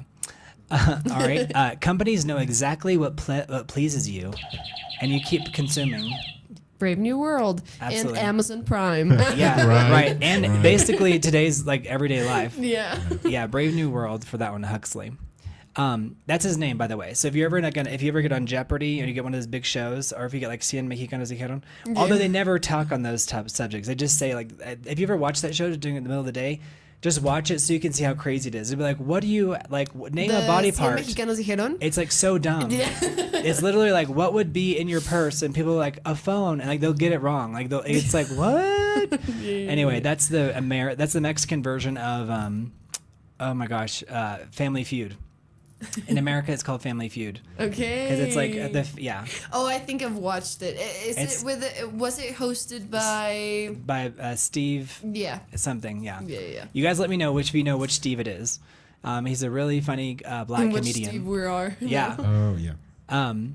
With a little mustache over here. Yeah. All right, so language becoming simplified until complicated ideas become harder to express or impossible. Brave New World. Both, really, but it's more Orwell.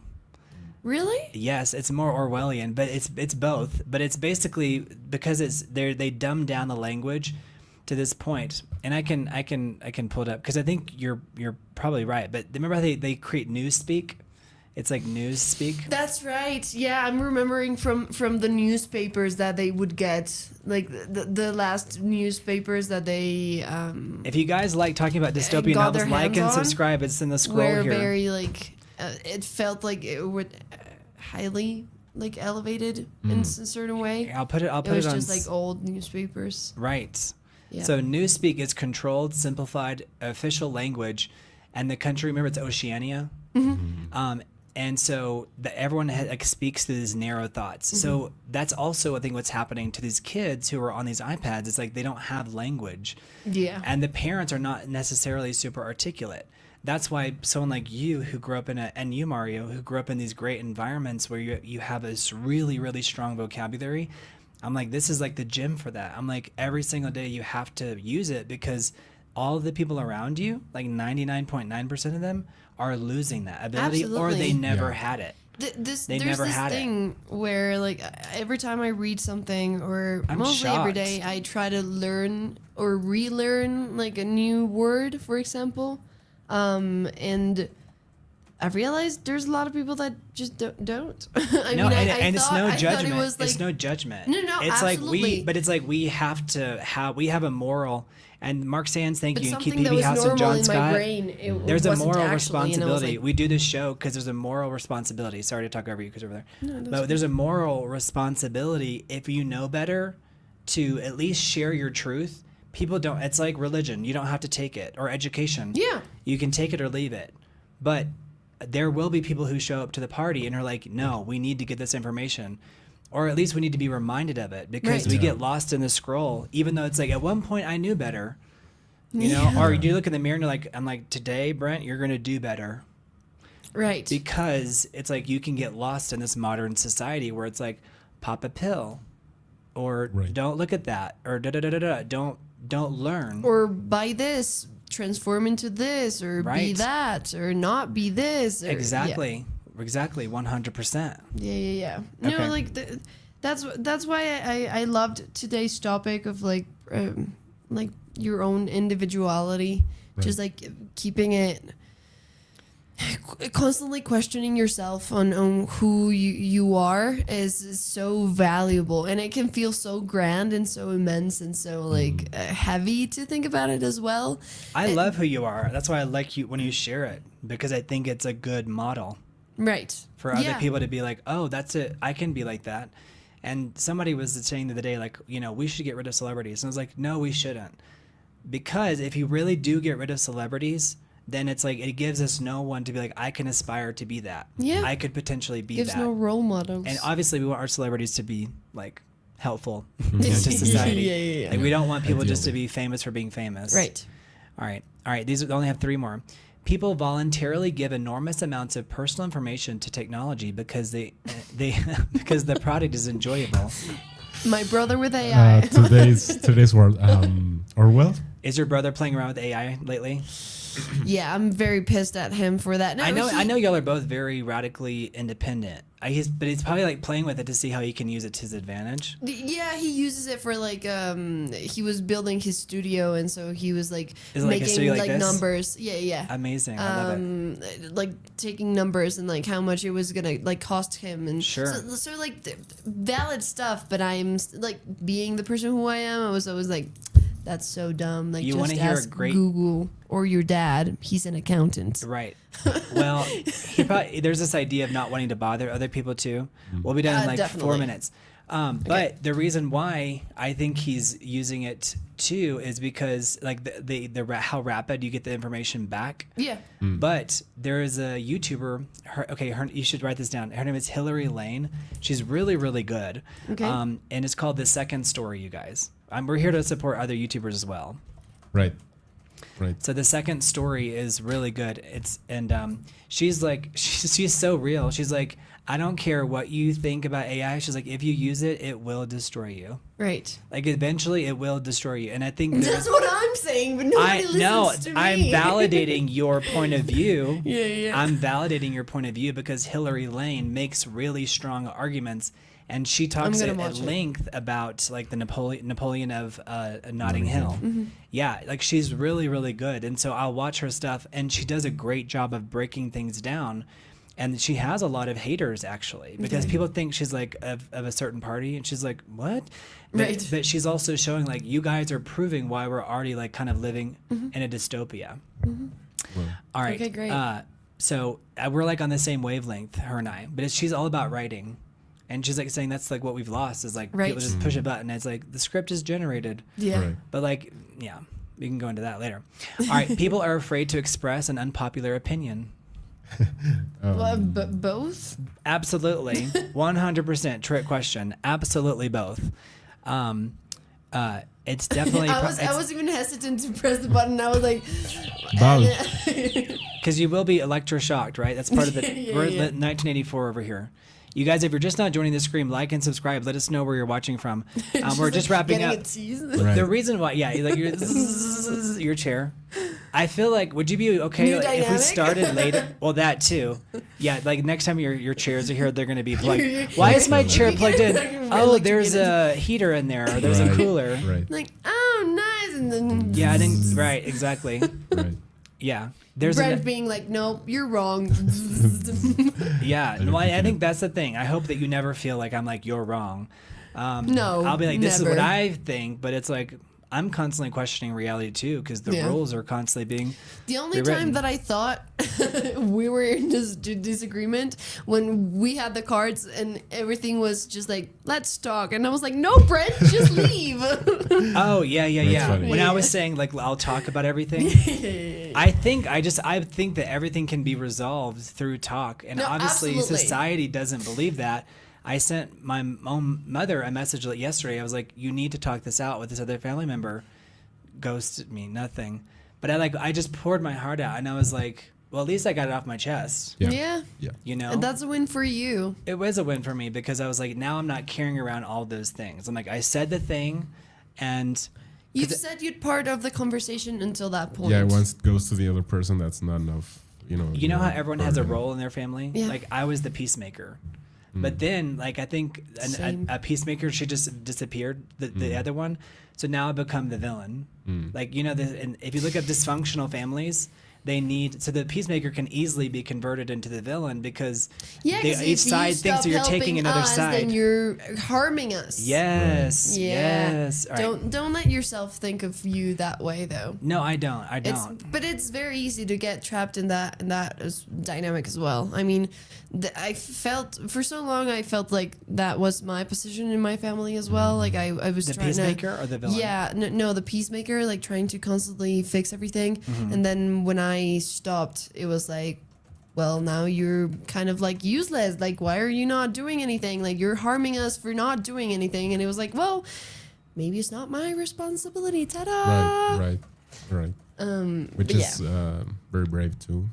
Like, You guys let us know Yeah. too if you watch this for English class, because I know I think Sultan watches this for English literacy. Oh, Because cool. So we're all learning. well, if you watch a lot of lives, if you just scroll, like just for your own research while you're not here, if you're like, I wonder, like, who is our competition? Let's see. It's surprising how people don't finish sentences. And in my brain, since I was an English teacher, you'll notice I'll be like, I because I'm like, my brain's like, make sure it's a full sentence. That part. Yeah. No, you should watch. There's this YouTube channel that I love. It's called Dropout, and it's a bunch of like comedians and artists, like from different areas, like actors, comedians, whatever. And it's such a good place in YouTube to be. It's just like they create like different dynamics for like everyday's like episodes, and because they're also artists and are very articulate, so it's like this comedic dynamics or games that they're having, but it feels also very smart in the way that they present it. And they also have some references that are like very niche that I love when I actually like get to them. to engage with them. So Right. yeah, I would recommend it as well. What's the name again? It's called Dropout. Okay. And this is a television show? It's a YouTube channel, Oh, okay. but it does have the programming of like a television show. It has like different games and stuff. Oh, It's I love really it. really funny. So they do skits?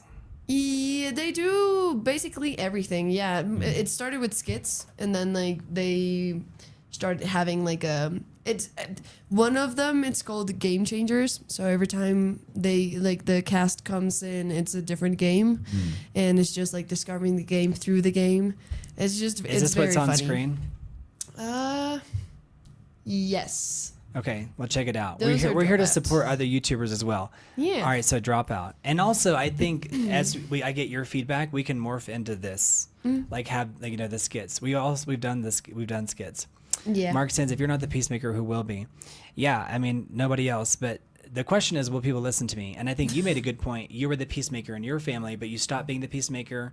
And then it's like, because it's so taxing, like meaning like it wears on you, that it's like, that was your I had role. to stop, and I also understood that it wasn't my responsibility. I mean, I felt it because that's the way the dynamic felt, and like that's the places that we all fell into. But like once I realized that it wasn't my place to be fixing all of this, or like feeling that I was being the glue to hold everything together. Like, I mean, I also have the opportunity to not be it, and I mean that makes me probably a bad person in your reality, because I'm taking something from you that was stable before, Right. but I am doing something for me to feel more stable in my own reality. And it's not necessarily my responsibility to deal with the consequences of that. I mean, obviously, I will deal with the consequences because it's Right. family dynamics. But I think people Yeah. forget if you're the pillar of strength or if you're the stable person, that they don't realize that you're a human being too, and that they can take down the only support system that they'll ever have. So it's like, if you take me down, there won't be anyone to replace me. yeah. You know, that part. It's like they don't get it. It's silly because it's so real, and it's like, how are you not seeing it, this? yeah. It's Like, because getting- they're blinded by short-sightedness. Mark Sands, Yeah. you can let me know what you think. And Mark Sands, thank you for being the executive producer of tonight. Thank All you, right. Mark Sands. All right. So, nobody banning serious books because people simply don't want to read them anymore. There's no need to ban the books. Or- Brave. Yeah. Brave New World. Very Huxley. Okay. Very Huxley. I mean, very both to an extent, but No, Well, yeah. no, because I think But in it's 1984 people would want to read They them. yeah, like you're They right banned though, them, right, because in like- Huxley, because the key to the question was, people simply don't want to read them anymore. Yeah. Oh, right. That's, I think, the idea of literacy, and I think, thank God, people are reading anything nowadays, Yes. right? Yeah. But that's one of the things is like, you know, the idea that nobody wants them anymore. People don't even read emails properly anymore. No, did you know I got in my email now? It says write the email for you. It's like, I already know what you've been saying over the years. So if an actor is saying I don't want to do this role, or they're saying I want to, Or the Talk- AI overview, and then the AI response is like, Yeah. or it'll be like, just push the button. I already wrote the email for you. And I'm like, on some level, it's like it's been trained over me for the past 20 years. So it's like it knows. I mean, I guess, but you never know. Right. That's why you have to But you have you to never proof. You got to know. proofread that, you guys. Right. Yeah. You guys super chats if I look chopped today. No one said it, but I'm telling it by myself. All right, so the government can read every message you send, or the algorithm knows everything you desire. 1984. No, but yes, but I'm changing it. So now, Oh. which one would you prefer? Oh. The government can read every message, or the algorithm knows everything. Like it has full access to your brain. Like the algorithm has full access to your brain, or the government. Those both are horrifying. That's what I'm saying. They're both. The Yeah. government. Yeah. I guess I'm going with the government. It's just like Are you fawning for Mario? I'm fawning for Mario. I'm like, I That's just a don't defense know, so I'm just mechanism. gonna grab onto Right. his response and I- being like, yeah, I- just drag me. We're gonna demonstrate. I think some producer is gonna come in here and be like, "You're amazing," and they're gonna be like, "Oh my gosh, you're so right for." Like, I can see you in so many like great horror movies too. Oh please. No, they think, and the audience thinks that you're like, "Oh, she's definitely getting killed," but at the Right. end, Yeah. we're like in the third, like I'm the killer. there were hints. Right. There were hints the whole time. No, that you were like the final girl. Right. But it's like, but like I could just see you like out, like it's kind of like an Alien. Go back and watch Alien. Yeah. Yeah. People don't realize she's just doing her job and she's super competent at it. She doesn't like violence. She's not there. She's only doing her job Yeah. exceedingly well That's under a great crazy character. circumstances. Right. But she's not, if you watch that movie, she's just very, just like, she's got her stuff together. Mm-hmm. And so she survives every single movie because she's, well-rounded. Yeah. All right, your buzzers. You can have freedom, but almost no comfort. You're free, but you don't feel good. Or perfect comfort, but very little genuine freedom. I'll go with freedom, but less comfort. Honestly, like I can envision myself living like, I don't know, in like a field or the forest, or like somewhere where I don't have a lot of commodity. That could be comfort. I'm not talking necessarily about like a modern convenience. Like you're like uncomfortable. You have a point. Right, I'm saying like have a you're point. like Well, you have people like but then on the way you're what's walking down, they're like, freedom for? "Roar." But then how would freedom look like? Yeah, you make a good point. I know? love the way your brain works. This is why you're here. This Yeah. is why you're here. So this is love. Yeah, Right. yeah. So I think you're right. It could be interpreted in those ways. But I think Yeah. no comfort. It's like, yeah, you're probably sleeping outside, like you said. Outside, You're probably and gonna like make your own probably need to make my own fire, There's find my no own ca- food. Like there's probably I'm gonna with you. be hunting involved, I- and I'm a I'm- vegetarian, so I'm probably not gonna be very comfortable finding food. Right. Should we all I'd go rather out to that. Should we all go out into the forest? I feel like Let's we might all get be bored, fairy forests. but we might like turn on each forest- other, right? Like it would be like Yeah, you know that's we'd have really- not really, but you know you see that in movies and it Yeah, makes sense. It yeah. shows you like what happens when you take society completely away. Yeah. And it's like, well, in some level, like we need to kind of know where we stand. Mm-hmm. I feel like I'd be like like harmony, but then that feels very cultish too, right? right. Or I'd be like, you're the cult leader, and you're like, no, I don't want to be the, you know. You I know? do want to be the cult leader. Thank Yeah, you. yeah, go for it. You'd be great at it. Yeah. All right, you're forced to watch propaganda, or you voluntarily watch entertainment for 10 hours every single day. That's hilarious. Oh, yeah, that's just TikTok. Right. I think that's what we're getting at here. Yeah, honestly, yeah. What was the first option? You're forced to watch propaganda. So let's say you're forced to watch. If you guys are just not joining us, we're playing a game, and they're having to 10 use their hours buzzer. of TV, says John Scott. Yeah. So think and so. we're hoping someone comes in with a last minute Venmo. I'll put it in the scroll I'll because rather. we don't have our monetization right now. I'd rather. I rather watch the propaganda and like, if I need to sit through like I don't know let's say it's 15 minutes of propaganda No, but rather it's than 10 It's 10 hours of each. pure entertainment. Is it 10 hours each? Is it No. like either 10 hours of It's like- propaganda and Let's- or Let's say it's 'Cause I 30 would- minutes of propaganda Right. and then like Mark 10 is such hours a of Mark is such a good person. He's like, call me. He's like, because I have things I need to talk about. Because hopefully I don't want you to misunderstand. Like my childhood, I'm not advocating for that because I mentioned it in the chat. So I'm not normalizing that. No good.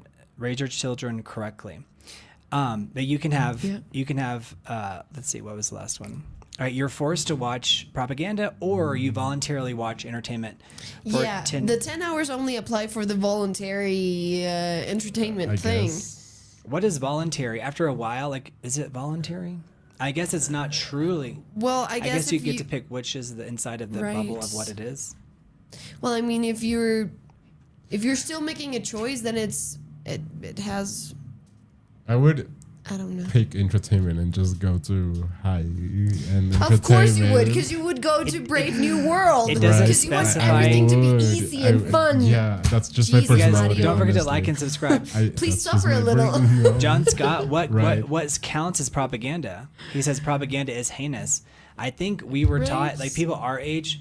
I think John Scott. I think we are relating, and Mark Sands too, and Michael McSilvers. Michael, if you're here, come in.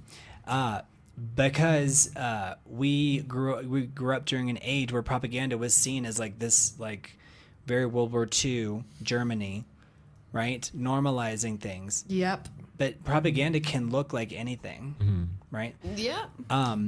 So Absolutely. yeah, like that's why I always try to show every single side of a point, because if not, like I don't want to be turned into propaganda. You know, when I'm clipping, I'm so proud of us though, because when I'm clipping, like nothing is like Feels to yeah, nothing. I'm like, you know, nothing feels crazy, which is I'm like, thank God, because I'm like, how much? Because we all are crazy people.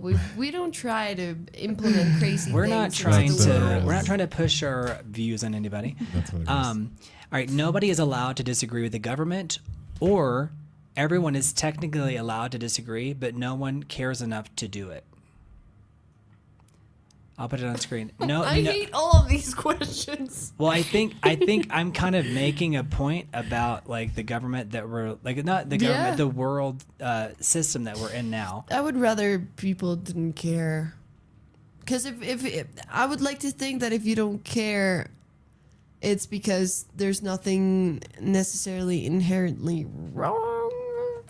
Yeah, I think we agree on this one. Yeah. which is Thank God. it deserves a super chat, a donation. Yeah. Yeah. A Venmo. Like they're like For Brent's us just agreeing for stalling. the first Yeah, time. right. No, but I really do like the end. All right, so your romantic partner is chosen by the government, or your romantic partner is chosen by an algorithm. By an algorithm. Yeah, algorithm. I guess 'Cause that it would be just a dating app. No, and the government would probably be on the best service for itself. Yeah. And the algorithm would probably it wants serve to you. continue buying, right? Right, So it's like if it exactly. picked your wrong partner, it's like, oh, I'm so sorry, Ew. you didn't like your Let purchase. me correct. Yeah. Yeah. All And right. the government would be like, Like we don't care. it's not my issue. Right. It's like fixing potholes. They're like, no. Right? Okay, so one time Mario, we were with Jimmy. Jimmy mentioned for super chat for that. All right, you never experience sadness again, but you need a substance to accomplish it, or experience the complete range of human emotion, including terrible suffering. So the first one is you never experience sadness again, but you need a substance to accomplish that. So that's basically like Aldous Huxley's Soma that they give everybody. Or you experience a complete range of human emotions, including terrible, terrible suffering. I will choose the terrible, terrible suffering. You guys also go subscribe to Andre de Alba. Yeah. She's going to Go be a watch my new huge actress film. one day. And then when she's really big, they're going to talk to her on talk shows. And she'll be like, oh, yeah, I was doing that to practice my English. And it was, right? Right? Yeah, it's like they always love to bring up Courtney Cox from Friends. Like she used to do Tampax Yeah. commercials. Yeah. And it's not like here. It's like it was like taboo at the time. But she's like loves it. She's like, oh yeah. She's like, a job's a job. Mm-hmm. Like she was loving it. So I think it's funny. No. All right. Because I don't know. I love feeling feelings. I mean, there's some very ugly feelings that you can get to, and like, but I'd rather that other, because I feel like sadness also informs a lot of things. You know, it's very like you can catch upon a lot of little things that are affecting you in different ways with your feelings, and that It's a sign mainly something's is maybe wrong. sadness. Yeah, exactly. That you need to fix something, or that something is harming you, or Right. whatever it is. Are you agreeing or disagreeing? No, I agree with you. Okay, great. Because lately I've You been should. defying right. Lately I've been defying my feelings by contrast, like essentially thinking that without this we wouldn't have this, like without sadness we wouldn't recognize happiness. This idea. Right. So yeah, I guess I would sacrifice, like pure enjoyment just because by having it, it would be like less. Less fun. Yeah. Y'all let me know if I should change the color of the background of the text too. This is why we do it live. Because I think this looks classier, but I don't know. It's not necessarily as attention getting, like the text on screen. Oh. So y'all let me know. Do y'all like the blue better or the green? I like the blue better. You do? If I may say something. No, yeah, because I think it's more easy to identify. Yeah, because it gets, for me, at least here on my phone, it feels like it gets more lost. And it also looks more like a super chat, kind of, right? Like it's like Yeah, just the and I text cannot itself. really read the within the white from the gray. No, that's real. So the blue just makes it. Yeah, Okay. I don't know. I like that. The All word right. just makes it. Yeah. The blue just makes it. All right. Everyone knows they're being controlled, or nobody realizes they're being controlled. Like, what would be worse? Would it be worse to have everybody knowing that they're being controlled, or John Scott says ignorance is bliss? I would almost rather everybody knowing, because we could kind Me of too. theoretically get together and revolt. Me too. Yeah. I'd rather we all I be think- conscious. Yes. I think we are being controlled and nobody realizes it, or very few people realize it, or to the extent Right. that it's not one individual. I feel like we could all potentially grasp it, but not fully comprehend it. And that's one of the things that bothers me the most. Like, I know that I'm being controlled in so many ways, like in a societal, cultural, personal level. And I still cannot really know, first of all, who and how and when and why. And I'd rather have a full conscious society other than just like navigating through the woo. That's No. right. Yeah. I don't think ignorance is bliss. I'm sorry. I think it is, but I would pick, like everyone knowing, just so we can have something, to grasp onto. Or I feel like it would unite us as well, Like having all of us be conscious would just like make another like tie to each other.